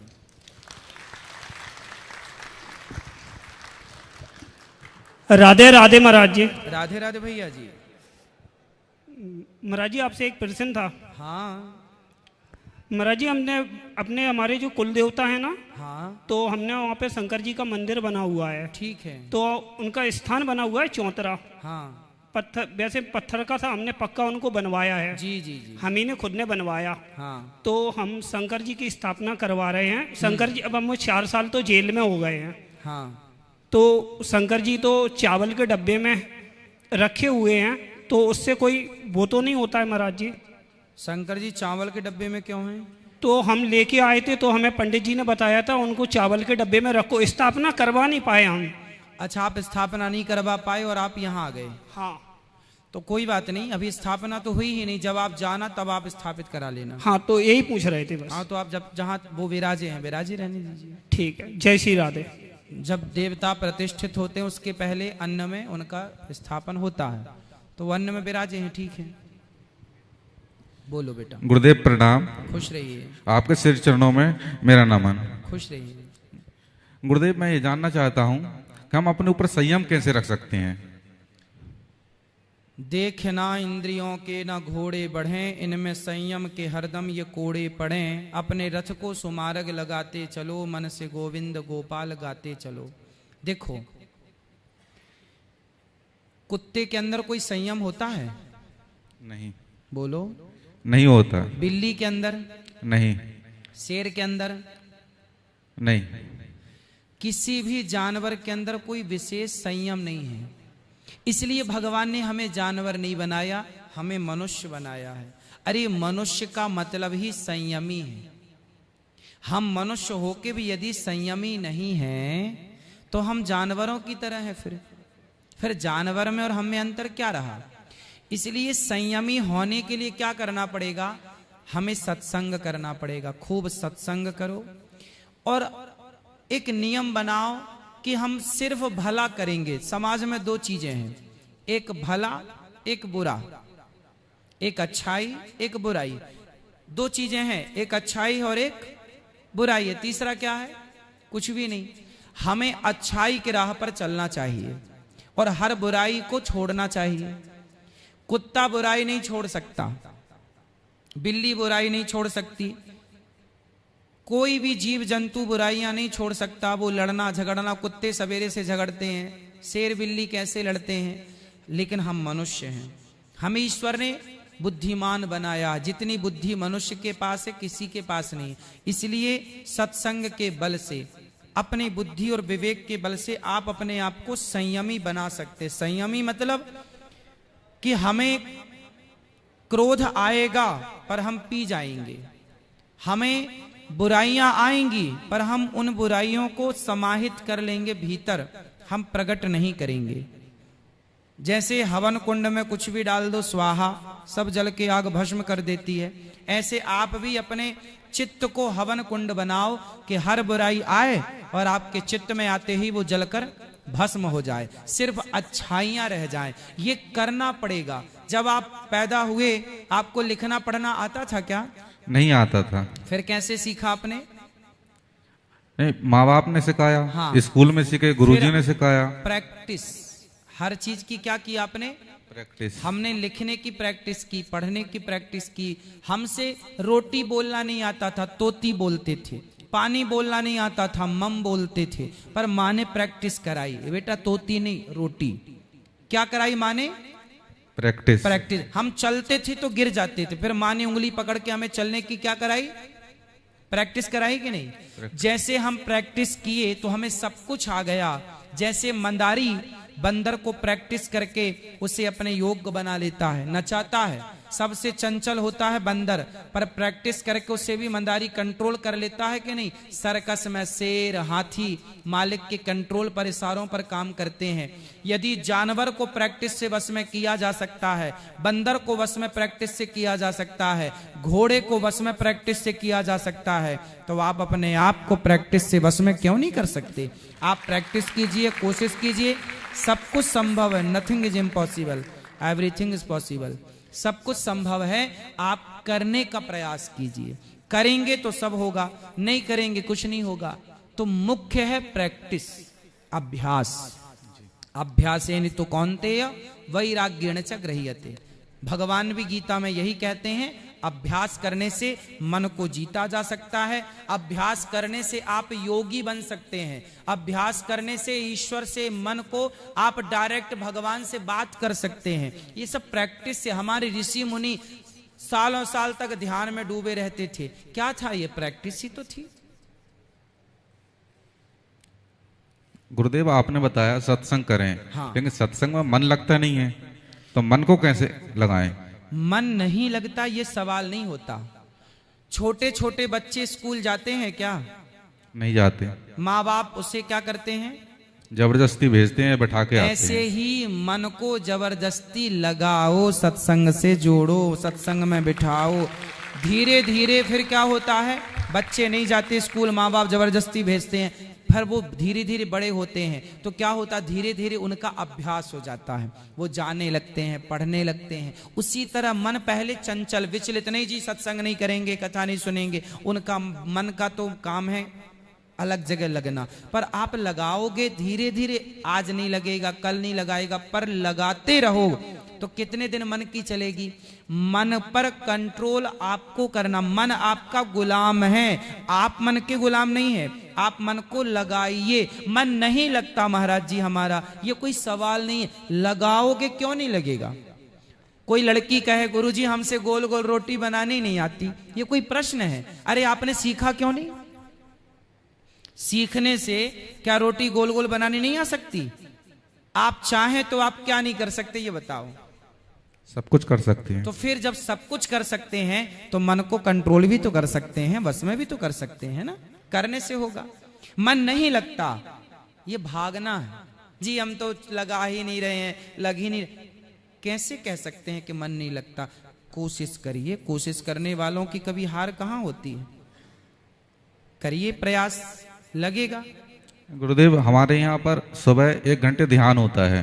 कोशिश हम कर रहे हैं लाइब्रेरी में, लेकिन फिर भी कई बार ऐसा होता है मन नहीं होता है। कोई बात नहीं, आप करते रहिए, धीरे धीरे मन आदी होगा उस चीज का। जैसे आप जेल में कब से हैं? 2.5 साल हो गए। तो जब पहले दिन आप आए थे जेल तो आपको यहाँ बिल्कुल अच्छा नहीं लग रहा था? जी नहीं। बहुत ज्यादा आप उदास थे, परेशान थे। पर रहते रहते धीरे धीरे आप यहाँ के आदी हो गए। अब यहाँ पहले की अपेक्षा कुछ ठीक लगने लगा। पहले की अपेक्षा कुछ ठीक लगने लगा। ठीक, ऐसा सही है या गलत है? ये बात सही है कि पहले की अपेक्षा थोड़ा ठीक लगने लगा? गुरुजी थोड़ा नहीं, मुझे बहुत अच्छा लगता है। अच्छा। हाँ। तो ये अब ये हुआ ना, पहले बिल्कुल अच्छा नहीं लगता था। शुरू दिन, 2 दिन, 4 दिन, 5 दिन तक आप उदास थे। आदि मन चीजों का आदि होता है धीरे धीरे। उसी प्रकार आप अपने मन को सत्संग से जोड़िए। अच्छा ये बताइए, आपने ऐसा क्या गुनाह किया कि यहाँ आ गए? मुझसे मानव हत्या हुई है। आपने मर्डर हो गया मुझसे गुस्से में, दारू के नशे में मैंने राइफल चला दी थी। अच्छा। अपने होने वाले साले पर। साली को मार दिया? जी। तो पत्नी कहाँ है? नहीं, पत्नी नहीं थी, सगाई हो गई थी। सगाई के 1 महीने बाद शादी होने वाली थी। तो साले को क्यों मार दिया? क्या गलती थी उसकी? गुस्से में। क्या गलती की उसने? उसकी कोई गलती नहीं थी, वो सिर्फ खड़ा था। झगड़ा हमारा आपस में हुआ था, राइफल उस पे चल गई। ओ, बताइए, निर्दोष को मार दिया आपने। जी। तो गुरुजी मैं जानना चाहता हूँ, मानव हत्या का प्रायश्चित किस रूप में किया जाए? अब आपको जो सजा मिली, कितने साल की सजा है? ये सजा तो हमको कानून ने दी है, कानून की नजर में गुनाह। एक अदालत ऊपर वाली की ना ना ना, तो उसकी नजर में ऊपर वाली अदालत और ये अदालत एक ही है। आपने यहाँ उसका कितने साल की सजा है आपकी? 20 साल। अब 20 साल की सजा भोग ली, इसके बाद ईश्वर खत्म हो जाएगा ईश्वर की अदालत में ये केस, क्योंकि आपने भोग ली। ईश्वर की अदालत में जो यहाँ भोग लिया उसका केस ईश्वर की अदालत में नहीं होगा। भोग लिया ना, खत्म। ये जो राज्य दंड है ये भी ईश्वर का दंड विधान है। ये जो सरकारी दंड विधान, इसे भी आप भगवान का ही दंड मानिए। इसे किसी देश का, ये भारत का दंड है या ये आप कानून के कारण, ये ठीक है, कहने में कानून है, कहने में भारतीय दंड है, लेकिन मुख्य रूप से ये ईश्वर का दंड विधान है। अब इसके बाद आप मुक्त हैं। लेकिन गलती, अब आप ये गलती देखो, अपने क्रोध पर काबू करना है ना। इतना क्रोध नहीं कि आप किसी की हत्या कर दें, इतना शराब ना पियो कि देखो, आप जितने लोग मुझे मिले यहाँ कैदी, 99% लोगों ने बताया कि मैं शराब पीकर मैंने ये किया, मैंने वो किया। आपने भी अपने साले को मारा तो शराब पीकर मारा जी। तो अब आपको पश्चाताप तो हो ही रहा है इस बात का? बहुत होता है। अभी शादी भी नहीं हुई आपकी? नहीं, शादी नहीं हुई है। शादी भी नहीं हुई, अब 20 साल बाद आप यहाँ से जाएंगे। जी।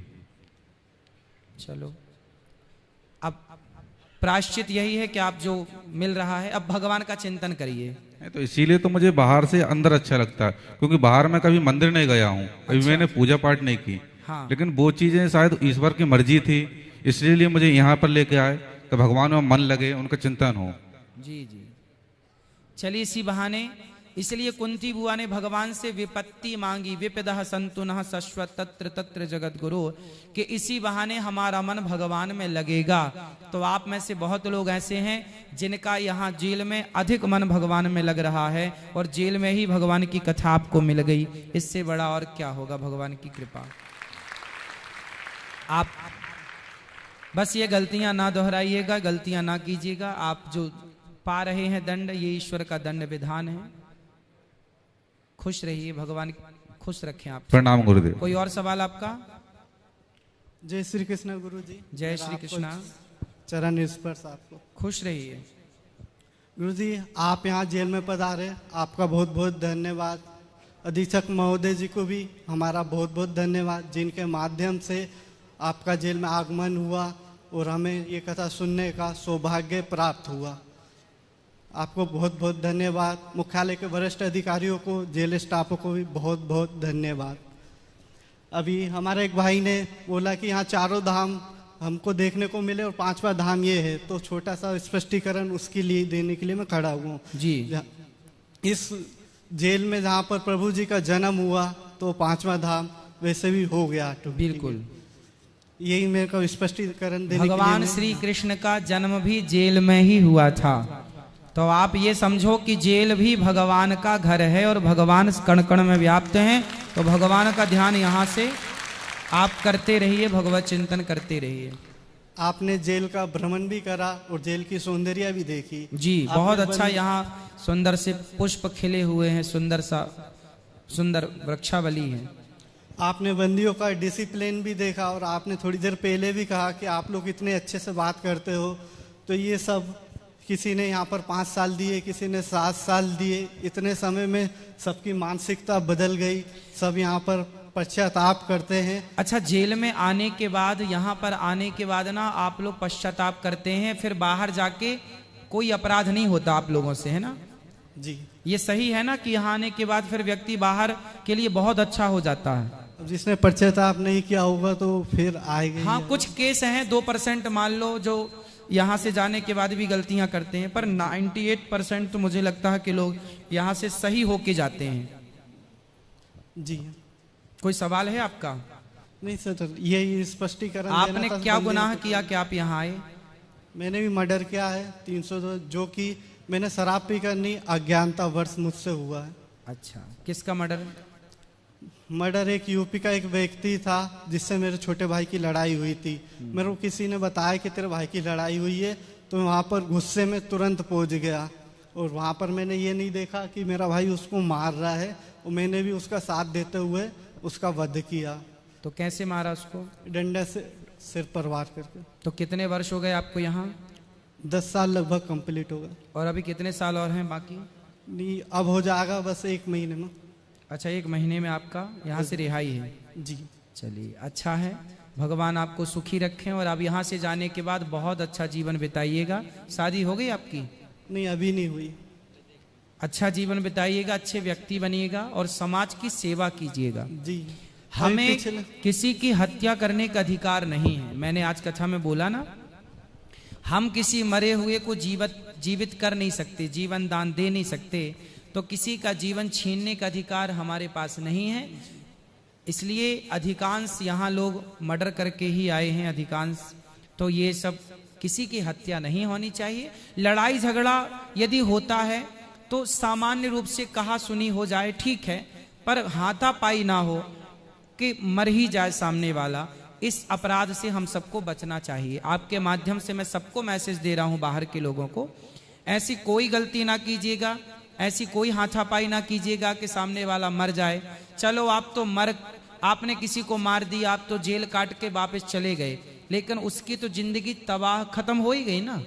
उसके बच्चे, उसकी पत्नी, उसकी माँ, तो वो माँ के हाथ से बेटा निकल गया, पत्नी के हाथ से पति निकल गया, बच्चों के हाथ से बाप निकल गया। आप तो 10 साल बाद, 15 साल बाद चलो वापस घर में चले जाएंगे, लेकिन वो तो खत्म हो गया। उसकी जिंदगी, उसकी पत्नी का कौन भरण पोषण करेगा, कौन उसके बच्चों को पढ़ाएगा लिखाएगा? मतलब एक गलती से आपकी भी, देखो, आपने किसी को मारा तो आपके भी 20 साल खराब हो गए। मतलब पीक पे जो आपका समय था वो आपका जेल आ गया, आपका पूरा फ्यूचर खत्म है, और उसका भी जीवन खराब हो गया, उसकी माँ का, उसकी पत्नी का, उसके परिवार का। तो एक की गलती से 2 लोगों का जीवन बिगड़ता, 2 परिवारों का जीवन बिगड़ता।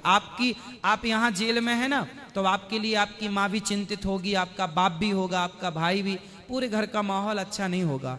इसलिए आप सबसे मेरी प्रार्थना है कि कोई भी गलती ना करो, गलती करने के पहले विचार करो कि जो आप कर रहे हैं उसका परिणाम क्या होगा। इसलिए बिना विचारे जो करें सो पाछे पछताएं, काम बिगाड़ें आपनो, जग में होए हंसाएं। हर गलत काम करने से बचना चाहिए सबको। खुश रहिए। अब आप लोगों के सोने का टाइम हो रहा हो तो फिर बस करें कि और जैसे आपकी आज्ञा, हमें कोई दिक्कत नहीं। आप कितने बजे सो जाते हैं बंदी जन? 10 बजे क्या 9 बजे? 10 बजे। तो चलिए, कोई और सवाल है किसी का? यहाँ किसका सवाल है, प्रश्न है आपका? चलो बोलो। आचार्य जी राधे राधे। राधे राधे। मैं ये पूछना चाह रही हूँ कि जब हम ध्यान करते हैं तो अंतर मन में कैसे उतरे? ध्यान अंतर मन से ही होता है। जब उतर जाएगा तभी ध्यान होगा, जब नहीं उतरा तब तक वो ध्यान है ही नहीं। जैसे जब ध्यान करते, मंत्र जाप करते हैं, तो वो मंत्र तो जैसे सामने लिखा हुआ है, तो हम मतलब ध्यान की विधि हम एक दिन यहाँ ध्यान कराएंगे सबको, तो आप भी रहिएगा, तो ध्यान करा के प्रैक्टिकल बताएंगे आपको कि ध्यान इस तरह से होता है। तो उस दिन रहिएगा भी, 5 दिन और बचे हैं, रोज कथा में रहिएगा, आपको हम प्रैक्टिकल करके बताएंगे। जी गुरुजी प्रणाम, राधे राधे। खुश रहिए। और किसी का प्रश्न हो तो हाथ उठाओ। जाओ भैया, देखो बात करना चाहेंगे। आप सब बहुत अच्छे हैं, देखो कितनी अच्छी अच्छी बातें ज्ञान की आप लोगों ने की। जय श्री राधे गुरुदेव जी। आपके चरणों में कोटि कोटि प्रणाम। खुश रहिए। मेरा प्रश्न ये था गुरुदेव कि हम जो दान करते हैं, हाँ। अगर उसका दुरुपयोग होता है तो क्या उसके पाप के भागीदारी भी हम बनते हैं? हाँ, इसलिए दान वहाँ करना चाहिए जहाँ पर आप खुद देख सकें अपनी आंखों से कि मेरे दिए हुए दान का सदुपयोग हो रहा है या नहीं। इसलिए हम गौरी गोपाल आश्रम में आप लोगों से बोलते हैं कि पहले आकर अपनी आंखों से वहाँ की सेवाएं देखो, इसके बाद भले दान करना। जी, जैसे गुरुदेव बहुत साधु संत घर पे भी आते हैं जो भिक्षा लेते हैं, तो हम अन्न दान कर देते किसी जो अपनी वो श्रद्धा भिक्षा तो रहती है। देना चाहिए। जो यदि हमारे द्वार पर कोई आया है भिक्षा मांगने तो उसे भिक्षा देना चाहिए। पर गुरुदेव उन भिक्षा का अगर वो दुरुपयोग करे, वो दुरुपयोग यदि चलो इस माध्यम से आपने दुरुपयोग करे, इस डर से आपने नहीं दिया जी, और हो सकता है कि वो साधु सही था, उसे भिक्षा की जरूरत थी जी, तो फिर आपको अपराध लग जाएगा कि आपने ना जाने किस रूप में नारायण मिल जाएं। हमारे भारत में भिक्षा की परंपरा रही, सुदामा जी भी भिक्षा करते थे जी। मैं भी बचपन में भिक्षा मांगता था गांव में जी गुरुदेव। तो भिक्षा मांगना जरूरी था, क्योंकि बिना भिक्षा के घर का गुजारा नहीं होता था जी। तो भिक्षा यदि कोई मांग रहा है और आपने मुट्ठी भर आटा दे दिया, मुट्ठी भर चावल दे दिए, तो इसमें कोई दिक्कत नहीं है, तो हमें अन्नदान करने का पुण्य मिलेगा जी। इसमें कोई द्वार पे आया है जी। रावण, सीता मैया जानती थी कि ये रावण है जी, पर चूंकि भिक्षा मांगने आया था, बोला हमें भूख लगी है, कुछ खाने को दो। और सीता मैया को पता था कि ये रावण है, मुझे लेने आया है, पर सीता मैया यदि नहीं देती उसे भिक्षा तो राम जी की मर्यादा को क्या कहते लोग, वाह आपके द्वार पर साधु आया और आपने उसे भिक्षा तक नहीं दी। इसलिए सीता मैया ने कहा कि ये रावण है, भले मुझे कष्ट पहुंचाएगा तो पहुंचाएगा, लेकिन मैं ये दोष तो नहीं ले पाऊंगी, मुझे ये दोष तो नहीं लगेगा कि द्वार पे आए हुए को सीता ने भिक्षा नहीं दी। इसलिए सीता मैया ने भिक्षा दी, भले वो रावण था। तो भिक्षा देना धर्म है, इसलिए उस धर्म का पालन सबको करना चाहिए। जी गुरुदेव, अगर उसका दुरुपयोग हो तो पाप हमें लगेगा दुरुपयोग नहीं, क्या? यदि देखो आपने अन्नदान दे दिया जी, 100 में से 10% मान लो लोग गलत यूज करते हैं जी, पर भिक्षा मांगने वाला कुछ लोग तो भले होते ही हैं कि जो केवल भिक्षा मांग के उसका सदुपयोग। इसलिए हमारे गांव में क्या है ना, गांव में पहले पंडित जी भिक्षा मांगते थे। जैसे हमारे गांव में केवल हम भिक्षा मांगने जाते थे, तो गांव वालों को पता था कि ये मांगने जा रहे हैं तो मांगेंगे तो भोग लगा के खाएंगे।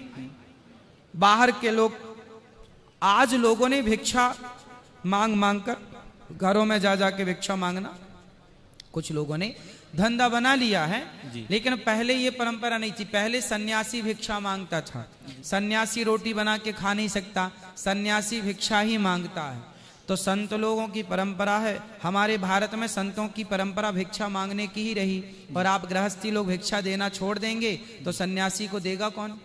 इसलिए भिक्षा तो देना धर्म है। अब ये कैसे डिसाइड करें कि ये योग्य है या अयोग्य है, ये आप डिसाइड नहीं कर सकते। इसलिए समाधान यही है कि सब में भगवान का दर्शन करते हुए आप देते रहो। मुट्ठी भर चावल देने से, मुट्ठी भर आटा देने से कुछ घटना नहीं है। जय श्री राधे। जय श्री राधे। आपको किसको करना है? खड़े हो जाओ। जय कृष्ण गुरुदेव। जय श्री कृष्णा। गुरुदेव, मुझे ये पूछना है कि तत्व ज्ञान और ब्रह्म ज्ञान ये किसे कहते हैं? तत्व ज्ञान और ब्रह्म ज्ञान दोनों पर्यायवाची हैं। जो तत्व ज्ञान है, 24 तत्व होते हैं, 25 भी मानते हैं। कृष्णात् परम किमपि तत्त्वमहं न जाने, कृष्ण भी एक तत्व है। जैसे पंच तत्व है, पृथ्वी जल वायु अग्नि आकाश, ये क्या है? पंच तत्व हैं। एक तो तत्व ज्ञान हो गया, जो तत्वों में ईश्वर को, जैसे जल में ईश्वर को देखना, पृथ्वी वायु अग्नि आकाश सब में ईश्वर की व्यापकता को, सब में ईश्वर समाया है, ये तत्व ज्ञान है। और व्यापकता, ब्रह्म मतलब व्यापक, जो व्यापक है वो ब्रह्म। तो जो ब्रह्म ज्ञान है और जो तत्व ज्ञान है वो दोनों एक ही हैं। ब्रह्म ज्ञान, ब्रह्म का मतलब होता है व्यापक है, जो उसे ब्रह्म कहते हैं। और तत्व का मतलब है पंच तत्व, 5 ज्ञानेंद्रियां, 5 कर्मेंद्रियां, तन्मात्राएं, इनको भी तत्व की दृष्टि में, आत्मा को भी तत्व की दृष्टि में गिना जाता है। तो जो प्रत्येक तत्व में व्यापक हो वो तत्व ज्ञानी है, और जो व्यापक ब्रह्म को देखे वो भी ब्रह्म ज्ञानी है। तो कुल मिला के दोनों का अर्थ एक है। तो ईश्वर को जानना ईश्वर को सब में देखना, यही तत्व ज्ञान है और यही ब्रह्म ज्ञान है। जी धन्यवाद गुरुदेव जी। राधे राधे गुरुदेव। राधे राधे। मेरे मन में एक क्वेश्चन है, मैं आपसे पूछना चाहता हूँ। बोलो। जो सीता जी हैं उनको पता, श्री राम भगवान को पता था कि अग्नि परीक्षा उनकी ली गई थी, तो मतलब धरती अग्नि के समा गई थी सीता जी। हाँ। तो रावण ने सीता जी को कहाँ हारा? वो तो उनकी पृथ्वी छाया को लेके गए थे। हाँ सही कह रहे हैं आप। तो फिर भगवान राम ने सीता को क्यों वनवास किया? भगवान राम ने वनवास नहीं दिया। क्या राम ने वनवास दिया होता राम जी ने, तो राम जी उसी दिन वनवास दे देते जिस दिन रावण के घर से आई थी सीता मैया। राम जी ने सीता को वनवास नहीं भेजा, समाज ने कहा, एक व्यक्ति ने आवाज उठाई कि रावण के यहां से सीता आई हैं, पता नहीं वो शुद्ध हैं कि अशुद्ध हैं। समाज ने उंगलियां उठाई। क्या राम को सीता पर संदेह था? यदि था तो राम जी उसी दिन निकाल देते जिस दिन रावण के घर से आई थी, फिर इतने दिन साथ में रखा क्यों? तो राम जी को सीता पर राम जी को संदेह नहीं था, समाज प्रजा ये बोलने लग गई कि सीता को आप रखे हैं, आप सीता तो रावण के यहां से आई हैं। तो राम जी राजा थे और राजा का धर्म क्या है? आपसे सवाल पूछूं मैं, राजा का धर्म क्या है? प्रजा की बात सुनना या परिवार की बात सुनना? न्याय करना। तो किसकी बात? न्याय किसके? यदि राम जी सीता मां को वनवास ना भेजते तो फिर एक धोबी ने कहा, कल दूसरा कहता, चौथा कहता, हजार सारी प्रजा कहती कि भाई रावण के घर से तो आई हैं सीता मैया और उनको राम जी ने रखा है। अब सारी दुनिया जब उंगली उठाती सीता पर, उस समय राम जी को क्या करना था? बताओ कैसे न्याय करते? मैं ये तो सीता जी के साथ अन्याय हुआ ना। चलो राम जी वनवास ना भेजते तो फिर बताओ सीता जी पर उंगलियां उठती समाज की, क्या वो सीता जी पर न्याय था? क्या वो न्याय था? जी नहीं। तो फिर बताओ राम जी को क्या करना था? वनवास नहीं भेजते सीता को तो समाज जो कह रही थी उसका राम जी क्या करते? उत्तर दो। मगर राम भगवान सीता जी को लाने के पहले अग्नि परीक्षा ली थी। हाँ। तो वो दोबारा भी हो सकती थी। वो अग्नि परीक्षा नहीं थी बेटा। रावण ने जिन सीता को चुराया वो तो छाया सीता थी। उस समय असली सीता का अग्नि में वास था। रावण ने जिनको चुराया वो छाया सीता थी। जी। राम जी ने अग्नि में जो सीता समाहित थी उनकी वापसी की, वो वापसी थी ना कि अग्नि परीक्षा थी। रावण ने जिन सीता को चुराया उनका नाम था वेदवती। एक बार राम जी ने पूछा सीता मैया से, सीता मैया जब गर्भवती हुई तो राम जी ने पूछा कि तुम गर्भवती हो सीता, बताओ मैं तुम्हें क्या गिफ्ट दूं, क्या दूं? ये वाल्मीकि रामायण में लिखा है। तो सीता मैया बोली कि मेरे जो पुत्र होंगे मैं उन्हें अयोध्या में इस राजमहल में जन्म नहीं देना चाहती, मैं संतों की कुटिया में दूंगी जन्म, ताकि संतों के संस्कार मेरे बच्चों पर आए। ये सीता माँ ने बोला। सीता माँ की इच्छा थी संतों के बीच में जाकर पुत्र को जन्म देने की, तो राम जी ने उनकी इच्छा पूरी की, संतों के बीच में भेज दिया। अब आपने कहा कि सीता माँ परीक्षा, यदि सीता माँ परीक्षा पहले ही दे देती तो सीता माँ ने अंत में परीक्षा दी कि हे पृथ्वी माँ, यदि मैं सच्ची हूं तो पृथ्वी फट जाए और मुझे अपनी गोद में समाहित कर लो। यदि शुरू में ही परीक्षा देती तो जो उनके पेट में लवकुश थे, बच्चे थे, वो भी धरती में समा जाते। फिर लवकुश का जन्म कैसे होता? तो लवकुश का जन्म भी हो जाए, उनके संस्कार भी हो जाएं, वो अपने पिता को सौंप दें, अपने पुत्रों को। इसके बाद सीता मैया समाज को बोल के चली गई कि तुमने जो लांछन लगाया वो गलत था। इसलिए समाज को राम जी कहते हैं ना, आदमी खाए बिना रह सकता है पर बोले बिना नहीं रह सकता। तो जमाना सीता मैया पर लांछन जमाना लगा रहा था, राम जी ने तो कोई लांछन नहीं लगाया। राम जी ने तो केवल प्रजा की बात सुनी। अच्छा राजा वही है जो प्रजा की बात सुने, परिवार की बात नहीं। राम जी ने सीता मैया को वनवास भेजकर न्याय किया। कैसे न्याय किया? सुनो। यदि राम जी वनवास ना भेजते तो रोज ताना मारती दुनिया, मारती कि नहीं जी? मारती। यदि राम जी ताना मारने वालों को मार देते कि तुमने हमारी पत्नी को गलत क्यों बोला, यदि राम जी उनका मुंह बंद करते तो लोग क्या बोलते? अच्छा तुम्हारी पत्नी गलत होगी इसलिए तो तुम हमारा मुंह बंद कर रहे हो। फिर सीता मैया पर आरोप जो लगा था वो सत्य हो जाता, वो सिद्ध हो जाता। इसलिए राम जी ने कहा कि आप वनवास, आपका मन था भी जाने का, संतों की कुटिया में महर्षि वाल्मीकि जी के आश्रम में राम जी ने भेज दिया। तो प्रजा की बात भी हो गई, सीता मैया के मन की भी हो गई, और समाज का जो संदेह था समय आने पर वो भी क्लियर हो गया। तो राम जी ने तो वो काम किया जो उस समय सीता मैया के हित में था, हित में था। इस विषय पर मैं कथा में और चर्चा करूंगा विस्तार से। बात समझ में आई या नहीं? जी। क्या समझ में आया? न्याय किया भगवान राम ने। कैसा न्याय किया? पत्नी को वनवास भेज दिया, ये कैसा न्याय था? प्रजा के साथ में न्याय किया क्योंकि वो लोगों को बोलना नहीं देना चाहते थे। भाई प्रजा, देखो राम जी को कोई संदेह था सीता मैया पर? पहले ये बताओ। नहीं था। किसको संदेह था? प्रजा को। प्रजा को। तो प्रजा को संदेह था। प्रजा का संदेह दूर कैसे होता?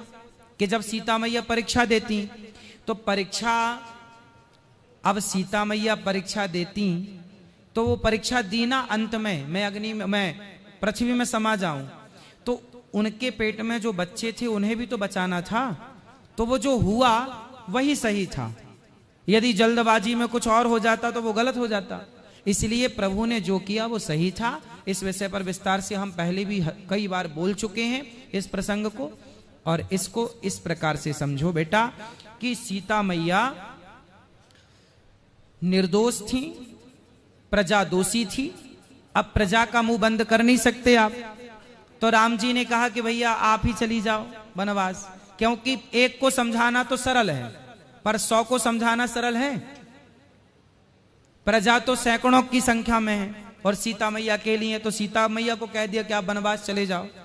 सबको तो समझाना संभव नहीं था ना, कि था?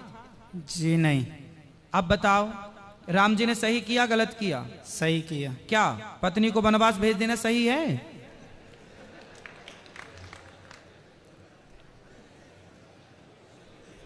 बताओ क्या सही है? कैसे सही है राम जी? मान सम्मान के लिए। किसका मान सम्मान? प्रजा का। प्रजा का सम्मान बढ़ गया? सीता माँ की इच्छा के अनुसार ही वो गई थी। हाँ, पहला तो कारण ये था कि सीता माँ की स्वयं की इच्छा थी वनवास में बच्चों को जन्म देने की, पहला। दूसरा कारण ये था कि प्रजा उंगली उठा रही थी, तो प्रजा, राजा का धर्म है प्रजा की बात सुनना, सिंपल। राजधर्म क्या है? परिवारवाद या प्रजावाद?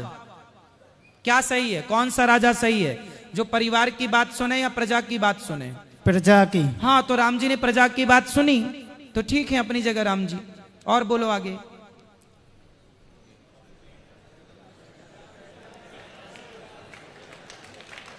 राधे राधे गुरुदेव। समझ में आई कुछ कि सब गोलमाल हो गया? आ गई समझ में गुरुदेव। क्या समझ में आया?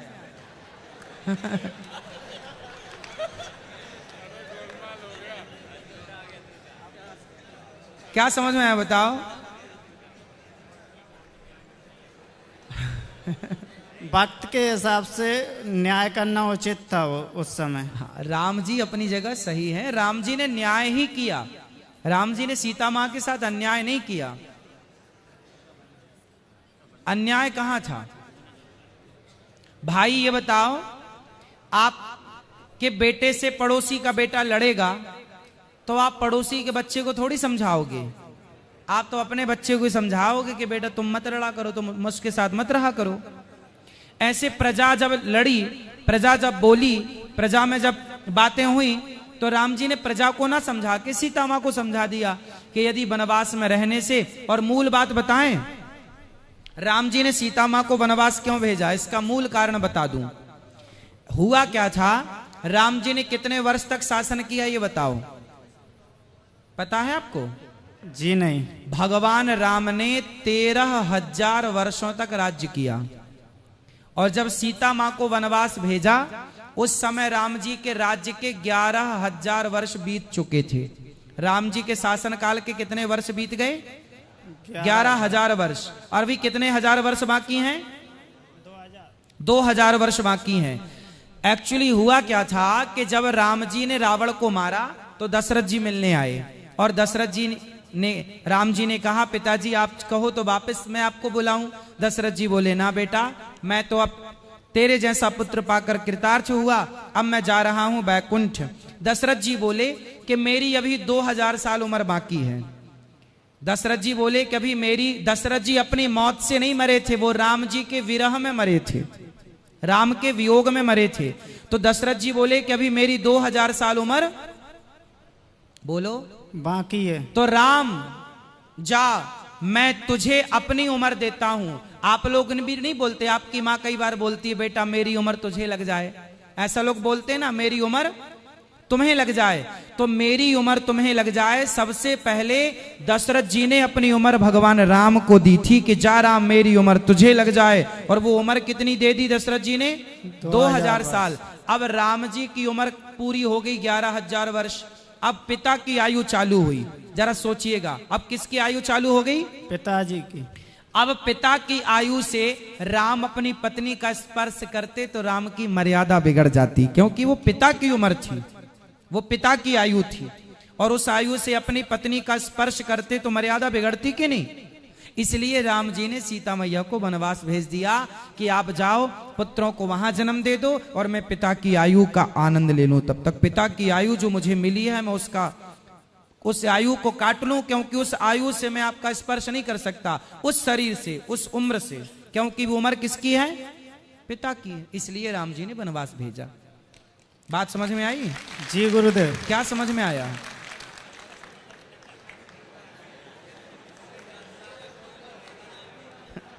बोलो। अपनी पिताजी ने अपनी उम्र अपने लड़के को दे दी थी, इसलिए वो सीता जी के साथ नहीं रह पाए।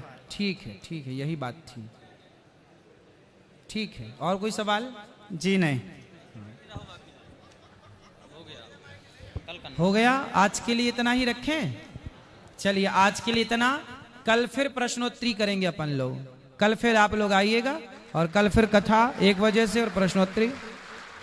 अच्छा लग रहा है आप लोगों को, सारे बंदी भाइयों को?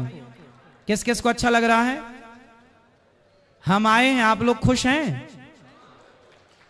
हमारे भैया जी ने इतना सुंदर आयोजन आप लोगों के लिए किया है, आप लोगों का आशीर्वाद मिल रहा है। भगवान आप सबको सुखी रखें। जो YouTube पर जुड़ रहे हैं चैनल को सब्सक्राइब कर लें, शेयर करें। आज के लिए इतना ही। सबको जय श्रीमन नारायण, जय श्री कृष्णा, राधे राधे।